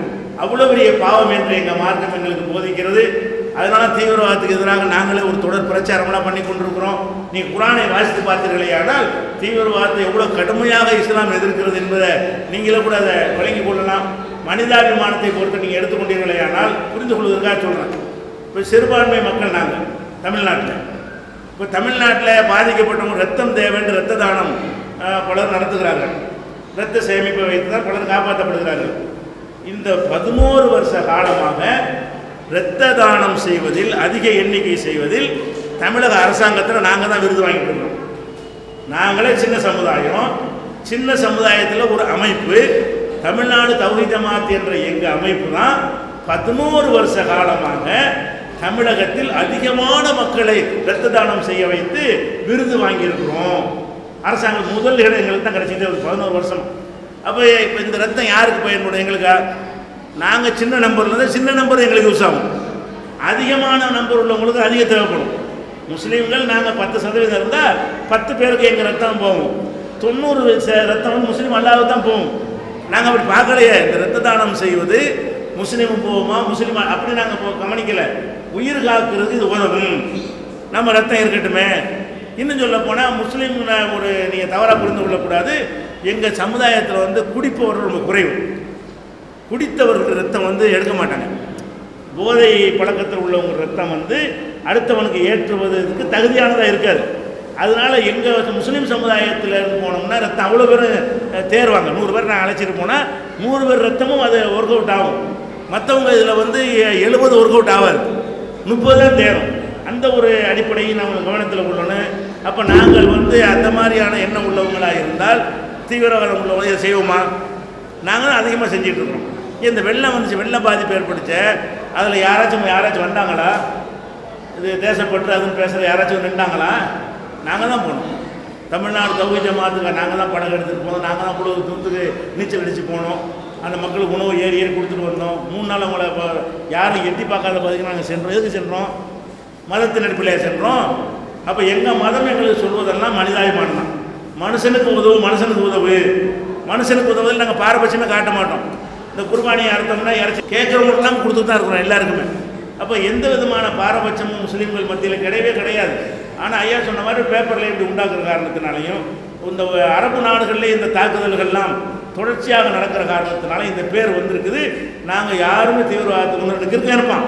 அதுக்கான எல்லாரும் உத்தம புத்திரன் நான் சர்டிஃபிகேட் கொடுக்க வரல, முஸ்லீம்னே கிறுக்க இருப்பான். அந்த மாதிரி கிறுக்கவன் செய்தானே, ஆனால் அவனுக்கு இஸ்லாத்துக்கு சம்மந்தம் இல்லை. நாங்கள் அதை ஆதரிக்கலை, எங்களுக்கு உடன்பாடு இல்லை, எங்கள் குர்ஆன் அதை ஒத்துக்கொள்ளவில்லை. அதான் அதுக்கு பதில். ஐயா வணக்கம். தாங்கள் எழுதிய தமிழ் பதிப்பான குர்ஆன் முழுமையும் படித்திருக்கிறேன். பெண்களை பற்றி நிறைய சொல்லியிருக்காங்க. பெண் உரிமையும் அதிகமாக சொல்கிற மதம் வந்து இஸ்லாமிய மதம். அதனால எனக்கு அந்த மதத்தை மிகவும் பிடிக்கும். அந்த மகர் என்று சொல்லக்கூடிய மனக்கொடை கூட மற்ற மதம் கொடுக்காத இஸ்லாம் கொடுக்குது. அந்தளவுக்கு பெண்களுக்கு உரிமை கொடுக்கின்ற மதம். ஆனால் நடைமுறையில் பார்க்கின்ற போது நிறைய பெண்கள் வந்து படிக்காமல் இருக்கிறாங்க. ஏன்னா நான் ஒரு பள்ளிக்கூட ஆசிரியர், நான் நேரடியாக நிறைய பார்க்குறேன். நிறைய பெண்கள் வந்து 10வது வரைக்கும் வராங்க, நின்றுறாங்க, 12வது வராங்க, கல்லூரிக்கு போக மாட்டாங்க. அப்போ பெண் கல்வி குறித்து இஸ்லாம் சமயம் என்ன கருதுகிறது? அதாவது இஸ்லாத்தில் ஒரு குர்ஆன் தமிழகத்தெல்லாம் படித்திருக்கிறாரு. பெண்களுக்கு இஸ்லாம் நிறைய உரிமைகள்லாம் வழங்கி இருக்கிறது. ஆனால் நான் கணித்த வகையில் முஸ்லீம் சமுதாயத்தில் பெண்கள் வந்து ஜாஸ்தியாக படிக்க வைக்கிறது இல்லை. அதுக்கு என்ன காரணம்? இதுக்கு பல காரணங்கள் இருக்கிறது. முதலாவது காரணம் என்னென்னு கேட்டால், நீங்கள் பெண்கள் படிக்கலைங்கிறீங்கல்ல, அதை விட ஆண்கள் கூடுதலாக படிக்கவில்லை. அதாவது பெண்கள்லையாவது 100க்கு ஒரு 15% படிக்கிறாங்கன்னு கேட்டால், ஆண்களில் 5% தான் படிக்கிறான். ஆண்களை பொறுத்த வரைக்கும் என்ன செய்யணும்னா, முஸ்லீம் ஆண்களெல்லாம் படிக்க வச்சுவிட்டு பெண்களை படிக்க வைக்காமல் இருக்காங்கன்னா இந்த கொஸ்டினை நம்ம கேட்கலாம். உள்ளே நுழைஞ்சு பார்த்தீங்கன்னு சொன்னால், முஸ்லீம் ஆண்களை பொறுத்தவரைக்கும் என்ன செய்கிறாங்கன்னு கேட்டால், அவன் ஒரு 15, 16, 18 வயசு ஆனவனை பாஸ்போர்ட்டை எடு, வெளிநாட்டுக்கு போ, சம்பாரித்து அனுப்புன்றாங்க. அவன் சம்பாதிக்கிற மிஷினாக முஸ்லீம் சமுதாயத்தால் கருதப்படுகிறான். அவனை வந்து படிக்க வைக்கிறதுக்கு ஒரு எக்ஸ்ட்ரா செலவு தேவையில்லைன்னு சொல்லி, பொம்பளை பிள்ளை வீட்டில் சும்மானே இருக்குது, அவன் சம்பாதி அனுப்புகிறான்ல, நீ வீட்டில் சும்மா இருக்க போல காலேஜுக்கு போயிட்டு வா என்று சொல்லி ஆண்களை விட பெண்கள் கூடுதலாக படிக்கிறாங்க. நீங்கள் ஆண்கள் எவ்வளோ படித்தாங்கன்னு பார்க்க மாட்டேங்கிறீங்க. பெண்கள் கம்மியாக படிக்கிறாங்க, மற்ற சமுதாயத்தில் ஒப்பிட்டால் கம்மியாக தான் படிக்கிறாங்க. ஆனால் எங்கள் சமுதாயத்து ஆண்கள் எங்கள் சமுதாயத்து பெண்கள் எடுத்து பார்த்தீர்களே, ஆனால் எங்கள் சமுதாயத்தின் ஆண்களை வந்து சம்பாதிக்கத்தான் அனுப்புகிறார்கள். 18 வயசு ஆகிவிட்டது என்று சொன்னால் 15 வயசுலேயே கடையில் போய் சேல்ஸ்மேனாக பாயை சேர்த்து விட்றாங்க. வெளில 18 வயசானால் பாஸ்போர்ட் எடுத்து கொடுத்து வெளிநாட்டுக்கு போ என்று அனுப்பி கொடுக்குறார்கள். அப்போ படிக்க வேண்டிய அந்த பருவத்தில் எல்லாம் 8ஆம் கிளாஸ் 7ஆம் கிளாஸ் 10ஆம் கிளாஸ் படிச்சுட்டான்னு சொன்னால் அதுக்கப்புறம் நீ சம்பாதிக்கிறதுக்கு தான் நீ பறந்துருக்கிறாய் அப்படின்னு எங்கள் மக்கள் ஆம்பளை பிள்ளைகளை படிக்க வைப்பது கிடையாது. அதோடு கம்பேர் பண்ணும் பொழுது பொம்பளை பிள்ளைய படிக்கிறது கொஞ்சம் கூடுதலாக தான் இருக்கிறது ஒரு விஷயம். ஒன்றாச்சா. இரண்டாவதாக ஒரு திருமண வாழ்க்கையை நம்ம தேர்வு செய்ய வேண்டியிருக்குது. ஆணாக இருந்தாலும் பெண்ணாக இருந்தாலும். இப்போ பெண்கள் நல்லா படிச்சிருக்காங்கன்னு வைங்க, அந்த நல்லா படிக்க வச்சோம்னு சொன்னால் படித்த மாப்பிள்ளை தான் தேடுவாங்க. அது டிகிரி படித்த பொண்ணுக்கு போய் 3ஆம் கிளாஸ் மாப்பிள்ளையை பார்த்தா ஒத்துக்கிறோமா? நம்ம தான் பார்க்குவோமா? பார்த்த மாட்டோம். அது சரியாக மேட்ச் ஆகாது, நமக்கு தெரியும். அவங்களுக்குள்ள ஈகோ பிரச்சனை வந்துடும், இப்போ பஞ்சாயத்து வந்துடும், 3 மாதத்தில் டைவர்ஸ் பிரச்சனை ஆகி போயிடும். பயந்து என்ன செய்வோம், அந்த படித்த பொண்ணுக்கு தகுந்த மாதிரி படித்த மாப்பிள்ளையை தேடுவோம். படித்த மாப்பிள்ளை எவ்வளவு? அவங்க 15 இவன் 5. படித்த மாப்பிள்ளையை தேடுறதா இருந்தால் எல்லாரும் படிச்சிருந்தாங்கன்னா படித்த மாப்பிள்ளை கிடைச்சிடும். இப்போ சமூகத்தில் என்ன பெண்கள் பார்க்குறாங்கன்னு கேட்டால், நம்ம பெண்களை படிக்க வச்சோன்னு வைங்க, படித்த மாப்பிள்ளையை தேடுவோம். படித்த மாப்பிள்ளை இல்லை, சமூகத்தில் இல்லை, ரொம்ப குறைந்த எண்ணிக்கையில் இருக்கிறார்கள். அவ்வளோ பெண்களுக்கும் படித்த மாப்பிள்ளை அவ்வளோ அந்த சதவீதம் இருந்தால் தான் எல்லாருக்கும் அந்த மாதிரியான ஒரு தகுதியில் கிடைக்கும். இப்படின்னு பார்த்து என்ன செய்கிறாங்கன்னா சிலர் தயங்குறாங்க. நம்மளும் படிக்க வச்சுக்கிட்டு மாப்பிள்ளை இன்றைக்கி எனக்கு தெரிந்து 30 வயசு வரைக்கும் கல்யாணம் ஆகாத படித்த பெண்கள்லாம் எங்கள் சமூகத்தில் இருக்கிறார்கள்.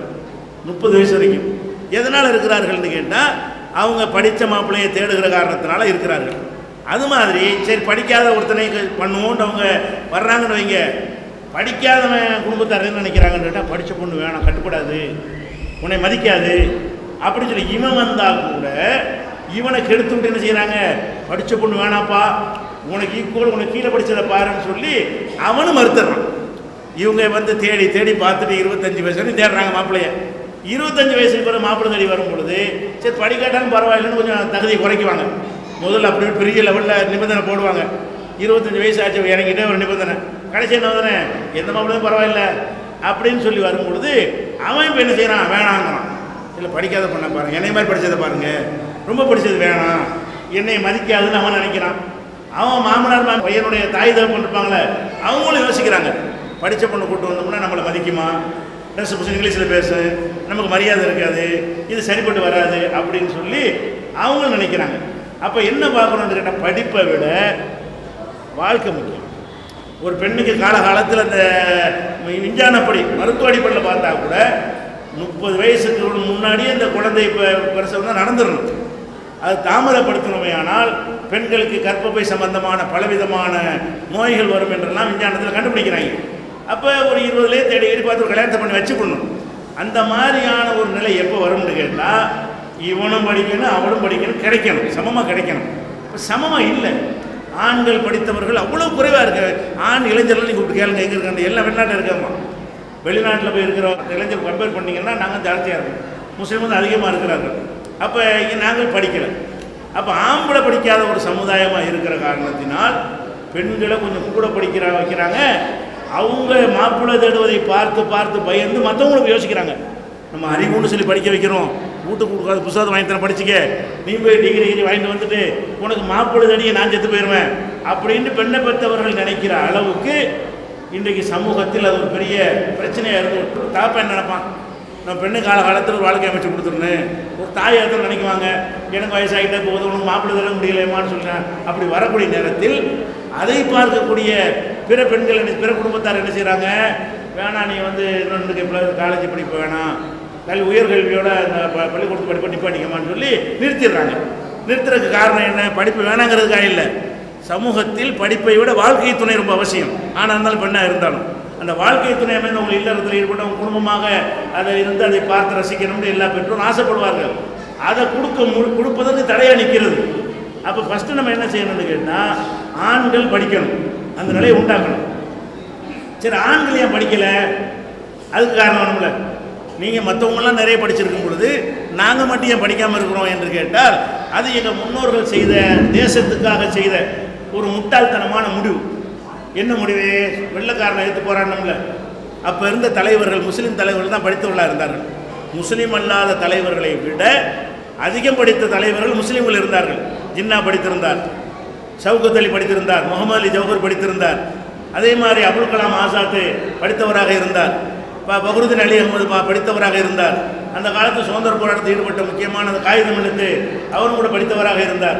அப்போ சுதந்திர போராட்ட காலத்தில் இருந்த முஸ்லீம் லீடர்கள் எல்லாம் இன்றைக்கி அலிகர் பல்கலைக்கழகம் இருக்க, அது ஒரு படித்தவர் சர் சையத் அகமது கான் அவர் உண்டாக்குனது. இந்தியாவிலே பெரிய பல்கலைக்கழகம் அலிகரில் இருக்கிறது, முஸ்லீம் பல்கலைக்கழகம். அதை உண்டாக்குனவர் படித்தவர் தான். அப்போ வெள்ளைக்காரனை எதிர்த்து போராடின காலத்தில் நேரு காந்தி மாதிரி முஸ்லீம்கள் நிறைய படித்தவர்களாக இருந்தார்கள், மேலே படித்தவர்களாக இருந்தார்கள். அப்படி இருக்கிற நேரத்தில் என்ன ஆகுதுன்னு கேட்டால், நம்ம காந்தி ஒரு முடிவு எடுக்கிறார். என்ன முடிவு? ஒத்துழையாமை இயக்கம் என்று ஒரு முடிவு எடுக்கிறார். ஒத்துழையாமைன்னா என்ன? வெள்ளைக்காரன் ஒத்துழைக்கக்கூடாது, என்ன செய்யணும்? வரி கட்டாதுங்கிறாரு. சரி, வரி அது வேறு விஷயம்.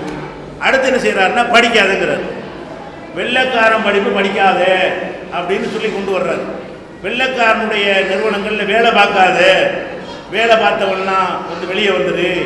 வெள்ளைக்காரன் கொடுத்த விருதுகள் சர் பட்டம், கான் பட்டம்னா ராவ் பகதூர் பட்டம்லாம் கொடுத்து வச்சுருந்தாங்க. அந்த எல்லா விருதுகளையும் தூக்கி போட்டுரு அப்படின்னு சொல்லி காந்தி அறிவிக்கிறார். அப்போ அந்த ஒத்துழையாமை இயக்கத்தின் சார்பாக அந்த அறிவித்த உடனே மற்ற யாரும் படிப்பெல்லாம் விடலை, எல்லாம் படிச்சுட்டு தான் இருந்தாங்க. இவர் சொல்ல கேட்டுன்னு செய்யலை, யாரும் படிப்பெல்லாம் தியாகம் பண்ணிட்டு வரவே இல்லை. ஆனால் முஸ்லீம் என்ன பண்ணான் தெரியுமா? காந்தி சொல்லிவிட்டார் வெள்ளைக்காரனை எதிர்க்க வேண்டும், ஆங்கிலம் படிக்கிற ஹராமுண்டை. ஹராம்னா பெரிய பாவம், எங்கள் மார்க்கத்தில் அப்படி கிடையாது. வெள்ளைக்காரனை விரட்டுறதுக்காக வேண்டி எங்கள் முல்லாக்கள் என்ன பண்ணிவிட்டாங்கன்னு கேட்டால் தப்பான தீர்ப்பு மக்களுக்கு கொடுத்தாங்க. ஆங்கிலம் படிக்காதே, ஆங்கிலம் வேலை பார்க்காதே, வெள்ளைக்கார மாதிரி கிராப் வெட்டாதே, பேண்டு போடாதே, இப்படிலாம். வெள்ளைக்காரனை வெறுக்கிறோங்கிற பேரில் சுதந்திர போராட்டத்தில் ஈடுபட்டு அவனை நாட்டை விட்டு விரட்டணுமா இருந்தால் அவன் மீது வெறுப்பை விதைக்கணும் என்பதற்காக அரக்கை சட்டை போடாதுன்னாங்க. எங்கள் மார்க்கத்தில் இப்படி இல்லை. பேண்டு போடாதுன்னு சொன்னாங்க. எங்கள் மார்க்கத்தில் இப்படி இல்லை. வெள்ளைக்காரன் போட்டானா, வெள்ளைக்காரன் போட்டதுனால பேண்டு போடாத, வெள்ளைக்காரன் கிராப் வச்சதுனால கிராப் வைக்காத, வெள்ளைக்காரனுடைய மொழி ஆங்கிலமாக இருக்குன்னா ஆங்கிலம் படிக்காத, வெள்ளைக்காரனுடைய வேலையை எடுக்காத என்ற உடனே எங்கள் மக்கள் 50 பேர் வெளியே வந்துட்டாங்க. மார்க்கத்தில் பாவம்னா என்ன செய்வான்? மற்றவெல்லாம் எல்லா சமுதாயம் படிச்சிச்சு. உங்களை இந்த காகிதம் எடுத்து நான் சொன்னேன்ல, முஸ்லீமுடைய கூட ஒரு பெரிய தலைவர். அப்போ அண்ணா, அன்பழகன், கருணாநிதி இவங்களோடலாம் வந்து அவர் நெடுஞ்செழியனோடலாம் அரசியல் பண்ணவர். அப்போ இவர் பாளையங்கோட்டையில் படிச்சுட்டு இருக்கிறார் காகிதம் எழுத்து. இவருடைய அறிவிப்பு வந்தோடனே பாதியில் விளையாண்டார். படிக்க பட்டம் வாங்கலவர், டிகிரி வாங்கலை. அண்ணா அவர் காந்தி சொன்ன உடனே படிப்பு வேணான்னு வந்துட்டார். ஆனால் அந்த காலகட்டத்தில் அண்ணா WMA படித்தார், அவர் விட்டு வரல, நெடுஞ்செழியன் விட்டு வரல, அவர் சேர்ந்தவங்க தான் எல்லாரும். அவரை ஒத்த வயசில் உள்ள படித்தவர்களில் காகிதம் இல்லத்து படிப்பவனான்னு விட்டு பாதியில் டிஸ்கஸ் பண்ணிட்டு வர்றாரு. அண்ணா விடலை, நெடுஞ்செழியன் விடலை, மதியழகன் விடலை, கிருஷ்ணசாமி விடலை, அன்பழகன் விடவில்லை, கருணாநிதி SSLC ஃபெயில் அவர் விட்டுருங்க. மற்ற எல்லா தலைவரும் படித்தவர்கள், மற்ற அனைத்து தலைவர்களுமே பல டிகிரி படித்தவர்கள், திமுகவில் இருந்தவர்கள் தான். அப்போ அவங்க யாராவது விட்டாங்களா? விடலை. இவர் விட்டார். முஸ்லீம் தலைவர்கள்லாம் விட்டாங்க. எல்லா நீதிபதிகள் பதவியெல்லாம் ராஜினாமா பண்ணாங்க. அப்படி பண்ணின உடனே நாங்கள் படிப்பு இல்லாத ஒரு சமுதாயம் வெளியே வர்றோம். ஆங்கிலம் படிக்கன்னா கல்வி குடும்பம் ஆங்கிலத்தில் இருக்குது. அப்போ வீட்டில் உட்கார அனைவரும் படிக்காதவன் ஆகிட்டான். அப்போ படிக்காதவனாகவே நாங்கள் சுதந்திரம் அடையும் பொழுது இருந்தால் அந்த ஜெனரேஷனில் வந்தவனுக்கு படிப்பு இப்படி விளங்க. இப்போ நான் வந்து நான் வந்து 4ஆம் கிளாஸோடு முடிச்சிட்டேன், அதுக்கு மேலே படிக்கலை. ஏன் தகப்பனார் படிச்சுன்னா என்னை படிக்க வச்சுருப்பார். என் தகப்பனார் படித்தவராக இருந்தால், என் தாயார் படித்திருந்தால் படிப்புடைய முக்கியத்துவத்தை வழங்கி என்னை படிக்க வைத்திருப்பார்கள். என்னை படிக்க வைக்கலை. நான் என்ன ஒரு பட்டதாரி எனக்கு ஆக முடியலை, என் பெற்றோர்கள் படிக்கலை. அப்போ எனக்கு படிப்புடைய முக்கியம் தெரியாட்டி நான் என் பிள்ளை எப்படி படிக்க வைப்பேன்? அப்போ இந்த மாதிரி ஒரு ஜெனரேஷனுக்கு 70-80 ஆண்டுகளாக சுதந்திரம் பெற்று 70, அதுக்கு முந்தைய வெள்ளைக்கார காலத்தில் 50 வருஷமாக புறக்கணிச்சிட்டோம். 120 வருஷ காலமாக இந்த படிப்பை புறக்கணிச்சு இருந்ததுனால எல்லாம் அப்படி உட்காந்துட்டாங்க. எங்களுக்கு படிப்பு கிடையாது. சரி, இப்போ படிக்கலான்னு சொல்லி வந்தோம்னு சொன்னால் மெரிட்டில் போட்டி போட முடியலை. ஏன்? மற்றவன்லாம் வந்து அப்பம் படிச்சிருக்கான், ஆத்தா படிச்சிருக்கான், அண்ணன் தங்கச்சி படிச்சிருக்கும் பொழுது அந்த பையனை நல்லா எஜுகேட் பண்ணி கொண்டு வர்றாங்க, நல்ல மார்க் வாங்க வைக்கிறாங்க. என் பிள்ளைக்கு நான் எனக்கு தெரியும், நான் என்ன சொல்லி கொடுப்பேன்? அவன் கல்லூரியில் படிச்சுட்டு வர்றது மட்டும்தானே தவிர அவன் கூடுதல் சிரத்தை எடுத்து சொல்லிக் கொடுக்கக்கூடிய ஏற்பாடு எங்கள் சமூகத்தில் இல்லை. அப்போ அவன் வந்து அதிக மார்க் எடுத்து மெரிட்டில் தகுதியில் ஒரு உயர்ந்த சீட்டு பெற முடியலை. அப்போ என்ன பண்ணியிருக்கு, 50 லட்சம் கூட 60 லட்சம் கூட கேட்குறாங்க. மெரிட்டில் வந்தால் ஓசியாக கிடச்சி போயிடும், அல்ல கம்மியான காசில் கிடச்சி போயிடும். அப்படி இல்லாமல் வந்து பணம் கொடுத்து வாங்கணுமா இருந்தால் என்கிட்ட வசதி இல்லை. அதனால் என்ன பண்ணுறான், அப்படியே படிக்க வச்சா உனக்கு வேலை தர போகிறாங்களா, அட படிப்பு தான் தர போகிறாங்களா, 50 லட்சம் கம்பெனி பெரிய மார்க் தான் எடுக்க போறியா, போடா போய் சம்பாதிக்க போடா, இதான் காரணம். அதுக்கு தான் நாங்கள் என்ன பண்ணுறோம், இடஒதுக்கீடு கொண்டு போராட்டணும். ஒரு 3.5% கொடுத்தாங்க. இப்போ கொஞ்சம் படிக்கிறாங்க. இந்த 3.5% எப்படியாவது போய் நுழைஞ்சி படித்து கிடிச்சு வந்துடலாம்னு சொல்லி ஒரு சின்ன அளவுக்கு படிக்கக்கூடியவங்களாக இருக்கிறாங்க. ஆனாலும் பெண்கள் தான் அதிகமாக படிக்கிறாங்க, ஆண்கள் கம்மி. இதை கவனத்தில் கொண்டு தான் என்ன செய்கிறாங்க, பெண்களை படிக்க. இப்போ நானே வந்து என் மகளை படிக்க வைக்க நான் தயங்கினேன். எதுக்காக வேண்டி, அதுக்கு தகுந்த மாதிரி மாப்பிள்ளை தரணுமே, பல அது எதிர்காலத்துக்கு ஏற்பாடு பண்ணி கொடுக்கணுமே, ஓரளவுக்கு அறிவை வளர்க்கணும், படித்தா போகிற நிப்பாட்டுற அளவுக்கு நான் இருந்தேன். அப்படி தான் எல்லோரும் இருக்கிறாங்க. ஏன்னுட்டா அது நாங்கள் தகப்பன்கிறவங்க எதை யோசிப்பாங்க, வாழ்க்கையை அமைந்திருந்தது, அந்த சூழ்நிலை இருக்கணும், சமூகத்தில் இல்லை.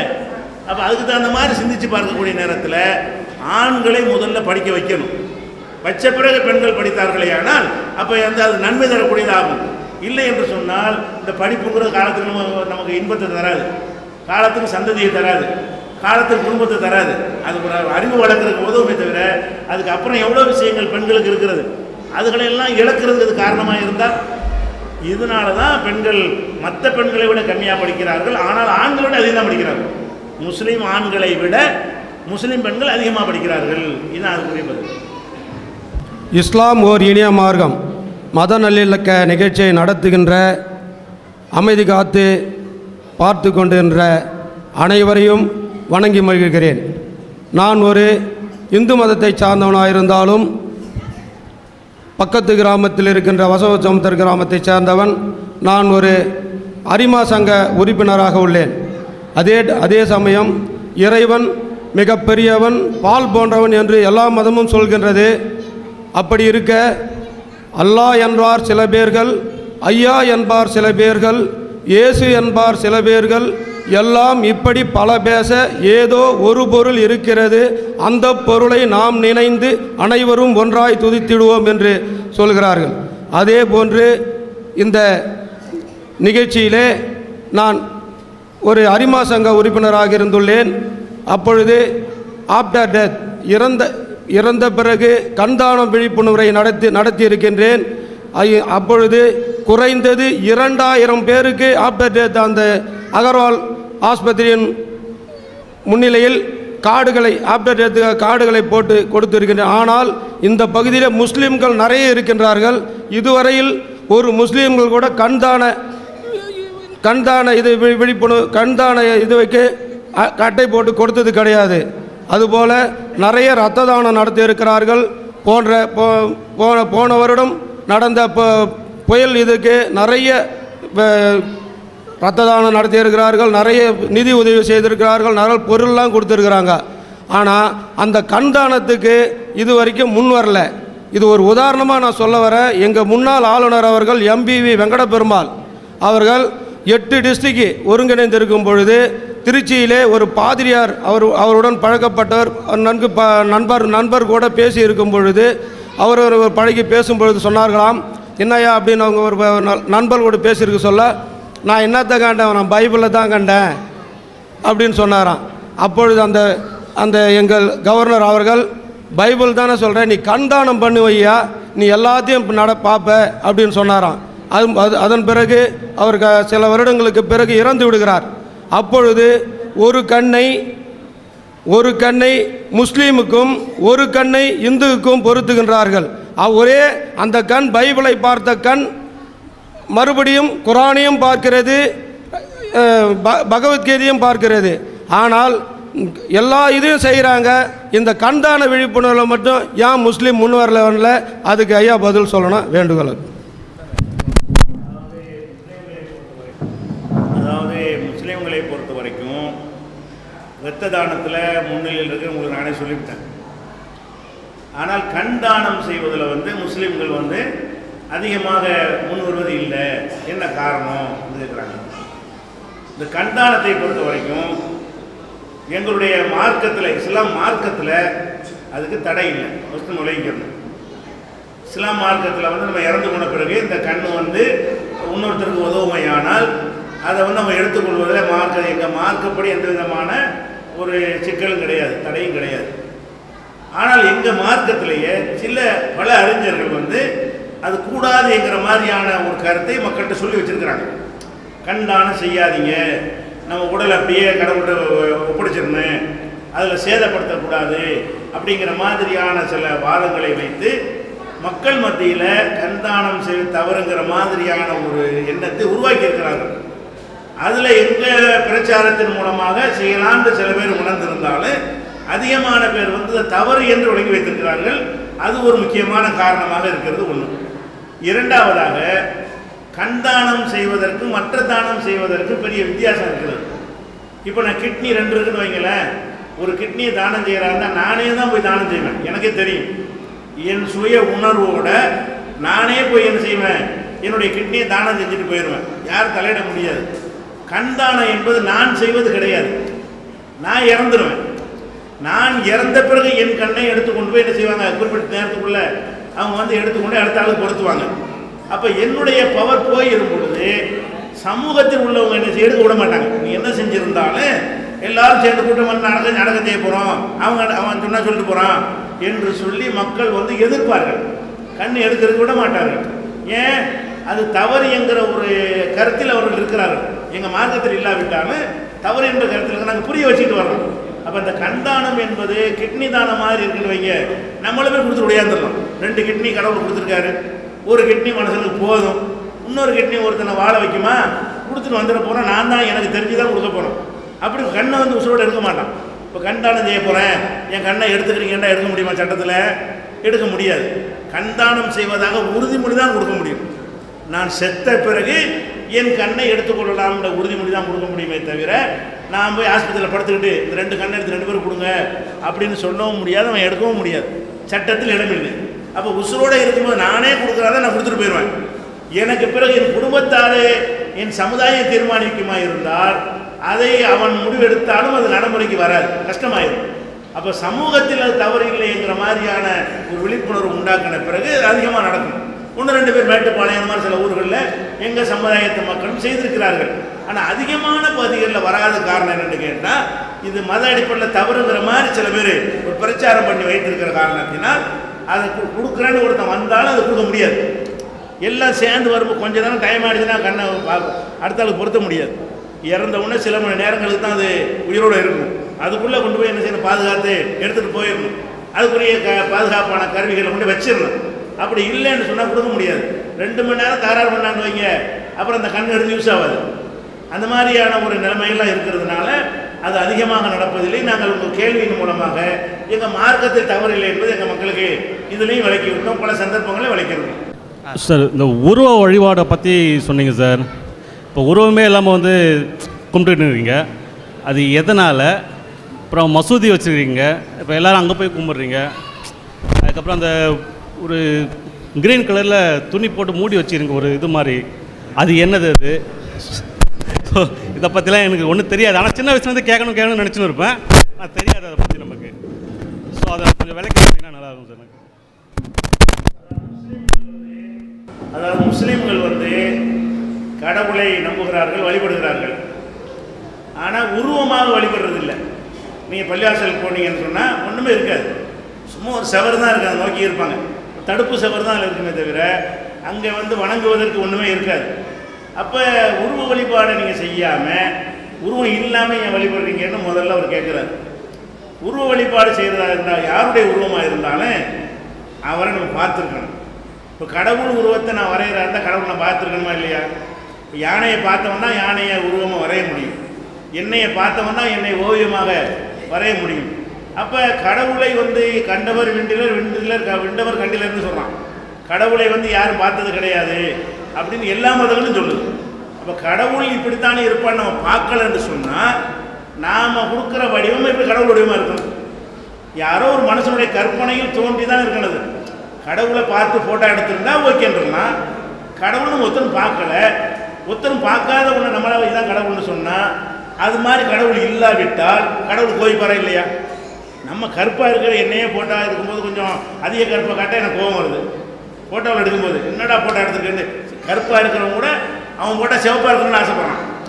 அது மாதிரி ஒரு மனிதன் வந்து தன்னை அழகாக வரையணும், அழகாக பார்க்கணும்னு நினைக்கும் பொழுது கடவுள் ஒன்றும் தனியாக ஒரு அவ்வளோ அழகாக இருக்கணும். நமக்கு இவ்வளோ அழகு தந்திருக்கக்கூடிய கடவுள் நம்மை விட ஒரு பேரழகனாக இருக்கணுமா இல்லையா? அப்படியான ஒரு கடவுளுக்கு வடிவம்னு கொடுக்குறதெல்லாம் பார்த்தோம்னு சொன்னால் நான் இதாடா நான் எப்படியாடா இருக்கேன்னு கேட்பறேன் இல்லையா? நாளைக்கு கடவுள் முன்னாடி நிறுத்தப்படும் போது எல்லாரும் கடவுளை பார்ப்போம். இஸ்லாமிய நம்பிக்கை பிரகாரம் உலகம் அழிக்கப்பட்டு எல்லா மனிதர்களும் திரும்ப எழுப்பப்பட்டு கடவுள் முன்னால் நிறுத்தி விசாரிக்கப்படுவார்கள். அப்போதுதான் கடவுளை பார்க்க முடியும். அப்போ தான் கடவுள் எப்படி இருப்பார் நமக்கு தெரிய முடியும் என்று எங்கள் மார்க்க சொல்லும் பொழுது நாங்கள் எந்த உருவத்தை எடுத்தாலும் அப்படி கடவுள் உருவமாக இருக்கணும். கடவுளை தான் யாரும் பார்க்கலையே. அதனால தான் கடவுளுக்கு பல உருவம் வருது. ஒரு தலைவரை உருவம் எடுக்கிறாங்கன்னா சில கெட்டப்புகள் மாறி இருந்தாலும் பேசிக் இருக்குமா இல்லையா? இப்போ கலைஞர் இருக்கார், ஜெயலலிதா இருக்காங்கன்னா அவங்க ஃபோட்டோவை பல விதங்களில் பார்த்தாலும் சேலை மாறி இருக்கும், கெட்டப்பு மாறி இருக்கும், அது மாதிரி இருக்குமே தவிர அந்த கண்ணுக்காக உங்கள் அமைப்பு மாறாதுல்ல. அதே மாதிரி தான் எத்தனை வருஷத்தை எடுத்தாலும் இவர் தான் கருணாநிதி அப்படிங்கிற மாதிரி இருக்கணும். ஆனால் நம்ம கடவுள்னு சொல்லி பார்த்தீங்கன்னா ஒவ்வொன்றும் ஒரு டைப்பாக இருக்குது. அப்போ இது கடவுளாக எப்படி நாங்கள் எங்கள் மார்க்கத்தில் என்ன சொல்கிறது, நீ கடவுளை பார்த்தியா? பார்க்காம இது நீனா வரைகிற, நீனா வரைஞ்சு கொன்ற ஒன்று கடவுளை இப்படி இருக்க முடியும்? கடவுள் நாளைக்கு நான் இப்படியாடா இருக்கேன்னு கேட்டால் என்ன பதில் சொல்லுவேன்? என்னை என்ன கேவலப்படுத்துனீங்க, நான் இப்படி அழகாக இருக்கேன், நீ இப்படி ஆக்கிட்டீங்களான்னு கடவுள் கேட்டான்னு வைங்க. இந்த மாதிரியான ஒரு அச்ச உணர்வின் காரணமாகத்தான் கடவுளை உணர முடியும். இஸ்லாம் என்ன சொல்லுது? கடவுளை எப்படி உணர முடியும்?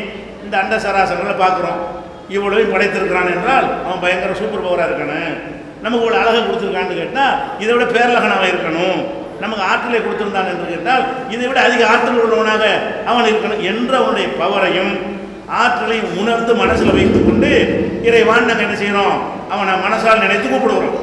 கூப்பிடுறதுனால எங்களுக்கு எந்த விதமான ஒரு கவனச்சிதறல் எதுவுமே ஏற்படுறது கிடையாது. நீங்கள் வேண்டால் பார்க்கலாம், பள்ளியாசலில் போனீங்கன்னா தொழுகையில் ஈடுபட்டிருப்பாங்க. ஒருத்தர் தலைவராக தொழுவிப்பார், வரிசையாக நிற்பாங்க. நிற்கும் பொழுது வெளியே இடி இடிச்சாலும் சரி திரும்பி கூட பார்க்க மாட்டார். பெரிய கலவரம் சத்தம் கேட்கணும், திரும்பி கூட பார்க்க மாட்டார். ஏன்? அப்போ கடவுளை வணங்கும் பொழுது நம்ம ஈடுபாடோடு இருந்து விட வேண்டும் அப்படின்ற ஒரு எண்ணம் ஆழமாக பதிஞ்சதுனால அந்த உருவமாக நாங்கள் கடவுளை பார்க்காமல் பவராக பார்க்கிறோம். கடவுளுங்கிறவன் சூப்பர் பவரு, நம்மளை பார்த்துக்கிட்டு இருக்கிறான், நம்மளை கண்காணிச்சிட்டு இருக்கிறான், அவனை ஏமாற்ற முடியாது அப்படிங்கிற ஒரு அச்ச உணர்வை உள்ளத்தில் வைத்து வணங்கும் பொழுது கவனம் வந்து எங்களுக்கு அதிகமாக வருது என்ற காரணத்தினாலையும் உருவ வழிபாடுங்கிறது கற்பனை, யாரோ ஒருத்தர் செஞ்ச கற்பனை அப்படின்னு புரிந்து கொள்வதாக இருந்தால் கிறிஸ்தவ சகோதரர்கள் வருத்தப்படுற தகவலுக்காக சொல்கிறாங்க. இப்போ இயேசுநாதர்ன்ற ஒரு படத்தை வச்சு வணங்குறாங்க, ஒரு தாடி வச்சு ஒரு ஆப்பாய் மாதிரி ஒரு தோட்டத்தில் இருக்கிறாங்க. இது இயேசுடைய சீடர்கள் வரைஞ்ச ஓவியமா? இல்லை. இயேசுவை பார்த்தவங்க வரைஞ்சதா? அதுவும் இல்லை. இயேசுவை என்ன மாதிரி வைக்கலான்னு ஒரு போட்டி வச்சு ஒருத்தர் நல்ல இது நல்லா இருக்கேன்னு சொல்லி ஆக்கிட்டாங்க. அதான் இயேசுவை எப்படி நம்ம இயேசுவை வைத்தால் நல்லா இருக்கும்னு சொல்லி ஒரு அறிவிப்பு செய்து பலரும் பலவிதமாக வரைஞ்சி அனுப்பி அதில் ஒன்றை இணைஞ்சாங்க. அது வந்து இதுதான் இயேசுன்னு வச்சுக்கிறோம்னு ஆக்கிட்டாங்க. அது எப்படி இயேசு ஆக முடியும்? இயேசுவை பார்த்தவர் வரையலை, இயேசு காலத்தில் வடிக்கப்பட்ட சிலையும் இருக்கவில்லை, அப்போ இயேசு காலத்து ஓவியமும் இருக்கவில்லை. இது எப்படி யாரோ ஒருத்தர் கற்பனைகளை இப்படி தான் இயேசு இருப்பார்னு சொல்லி அதில் சொல்லியிருக்கும் பொழுது இவங்க வேற ஒரு மாதிரியை வரைஞ்சிட்டு இயேசுன்னு சொல்கிற மாதிரி இருக்குது. நம்ம திருவள்ளுவர் சிலைங்கிறீங்க, திருவள்ளுவர் வந்து எப்படியா இருந்தார் முதல்ல? இல்லை, அவர் கொடுமிசை வைத்து கொண்டு வேறு மாதிரி தாடிலாம் இல்லாமல் தான் இருந்தார். அப்புறம் நினைஞ்சாங்க திருவள்ளுவருக்கு ஒரு நல்ல ஒரு கெட்டப்பு கொடுக்கணுங்கிறதுக்காக வேண்டி அதுக்கு ஒரு போட்டி வச்சு என்ன மாதிரி திருவள்ளுவர் இருந்தால் மக்கள் வந்து ஈர்க்கும் அப்படின்னு சொல்லிட்டு அவருக்கு இந்த வந்து இப்போ பார்க்குறோமே ஒரு வடிவம், இந்த வடிவம் வந்து திருவள்ளுவரை பார்த்து வரைஞ்சதா? இல்லை. திருவள்ளுவருடைய காலத்தில் எடுக்கப்பட்டதா சிலையா? அதுவும் இல்லை. அவர் எப்படி இருப்பார்னு யாருக்கும் தெரியாது. 2000 வருஷத்துக்கு முன்னாடி உள்ள ஒரு சம்பவம் அது. இப்போ வள்ளுவர் ஆண்டு 2000 சேர்த்து நடக்குன்னு நினைக்கிறேன். அப்போ 2000 ஆண்டுக்கு முந்தினது தான். அப்போல்லாம் இந்த மாதிரியான கலைகள் இருந்த பகுதியில் வாழவில்லை. அப்படிங்கும் பொழுது இப்போ இயேசுவை கற்பனையாக தான் வரைகிறாங்க. ஆனால் அவர் இயேசு இல்லை, திருவள்ளுவர் வந்து கற்பனையாக வரைஞ்சிட்டு இவன் திருவள்ளுவர் இருக்கிறாங்க. இந்த மாதிரி திருவள்ளுவர் இருந்ததுக்கு சான்ஸே இல்லை. அவர் இருந்து காமத்து பாடலாம் படித்து முடிச்சோம்னா இப்படியான சாமியார் குளத்துட்டு இருக்க மாட்டார். காமத்து பாடலாம் படித்து பார்த்தீங்கன்னா அவ்வளோ அடல்ஸ் ஒன்லி டாபிக்லாம் அவ்வளோ எழுதுறாரு. அப்படி உள்ளவருக்கு என்ன கெட்டப்பு கொடுத்துட்டாங்க? பெரிய தாடி வச்சு சடாமுடி வச்சு சாமியார் மாதிரியான எல்லாத்தையும் துறந்தவர் மாதிரியான ஒரு கெட்டப்பை கொடுத்துருக்குறாங்க. இது மாதிரி கற்பனையாக கடவுளை மனுஷனை செஞ்சிட்டோம்.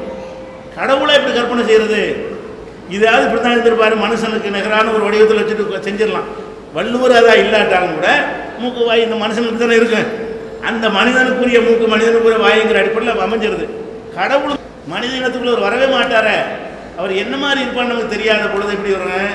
அதையெல்லாம் இஸ்லாம் இன்னும் சொன்ன நபிகள் நாயகம் காலத்தில் பலவிதமான கடவுளை வைத்திருந்தார்கள். அந்த கடவுள்கள் எல்லாம் அப்போ நபிகள் நாயகம் காலத்தில் அந்த மக்களுக்கு போதிச்ச போதனைகள் என்னன்னு கேட்டால், ஒருத்தர் அழகாக இருக்க தானே விரும்புவார்.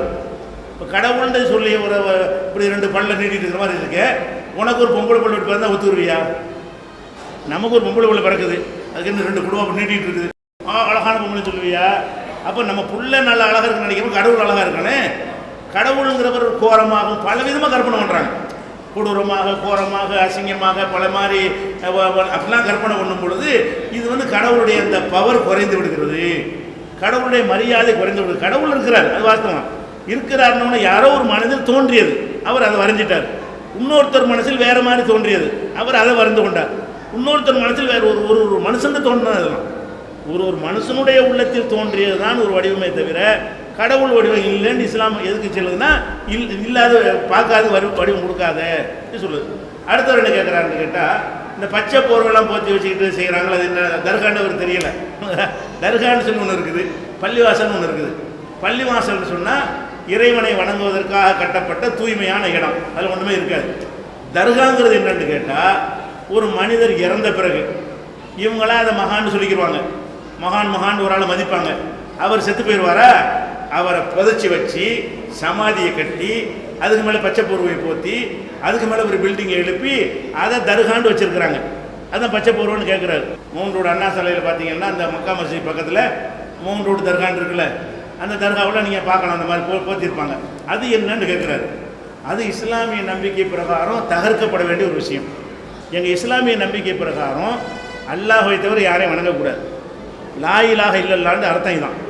லா இலாஹ இல்லல்லா என்று சொன்னால் அல்லாஹ்வை தவிர யாரையும் வணங்கக்கூடாது. இவர் மனுஷன், இவரை செத்து போயிட்டார். நம்ம தர்கா நாகூர் ஆண்டவர், ஏர்வாடி ஆண்டவர்லாம் சொல்லி போகிறாங்களே, இவர்கள்லாம் செத்தவர்கள் அடக்கம் செய்யப்பட்ட ஒரு இடம். இதுக்கும் இஸ்லாத்துக்கு சம்பந்தம் கிடையாது. நபிகள் நாயகம் என்ன சொன்னாங்கன்னு கேட்டால், இறந்தவர்களுடைய சமாதியை கட்டாதீர்கள், சமாதியில் பூசாதீர்கள், சமாதியில் விழா நடத்தாதீர்கள், சமாதிகளில் கொண்டாட்டம் பண்ணாதீர்கள், என்னுடைய அடக்கஸ்தலத்தில் கூட விழா நடத்தாதீர்கள் என்று எங்கள் நபிகள் நாயகம் தான் எங்களுக்கு தலைவர். ஒட்டுமொத்த இஸ்லாத்துக்கு தலைவர் யாருன்னு கேட்டால் அவர் தான். அவருக்கு மேலே அப்பீல் கிடையாது. அவர் சொன்ன உத்தரவு என்னன்னு கேட்டால், சமாதிகளுக்கு கட்டணம் கட்டக்கூடாது, யார் செத்தாலும் சரி சமாதியை கட்டாதன்ட்டார். அதற்கு மாற்றமாக எங்கள் மக்கள் அறியாமையின் காரணமாக கட்டி கொண்டது தான் தர்கா. அப்போ தர்கா என்பதற்கு இஸ்லாத்தில் அனுமதி கிடையாது. சவுதியில் தர்கா, இஸ்லாம் தோன்றிய நாடு சவுதி, அங்கே தர்கா இருக்கா? தர்கா இஸ்லாத்தில் உள்ளதாக இருக்குமையானால் சவுதியில் இதை விட பெரிய பெரிய மகான்கள்லாம் இருந்திருக்கிறாங்களே, அவங்க அடக்கஸ்தலத்தை பார்த்தா வெறும் பொட்டலாக தான் இருக்கும், வெறும் பொட்டல். அதில் தான் ஏராளமான நல்லடியார்கள் அடக்கம் செய்யப்பட்டிருக்காரு நாங்கள் நம்புவோமே தவிர யார் எங்கேன்னு ஒன்றுமே தெரியாது, எந்த ஒரு அடையாளமும் இல்லை. அப்போ இறந்தவர்களை கொண்டாடுறோம் என்ற பெயரில் தான் பல தெய்வ வணக்கம் வருது.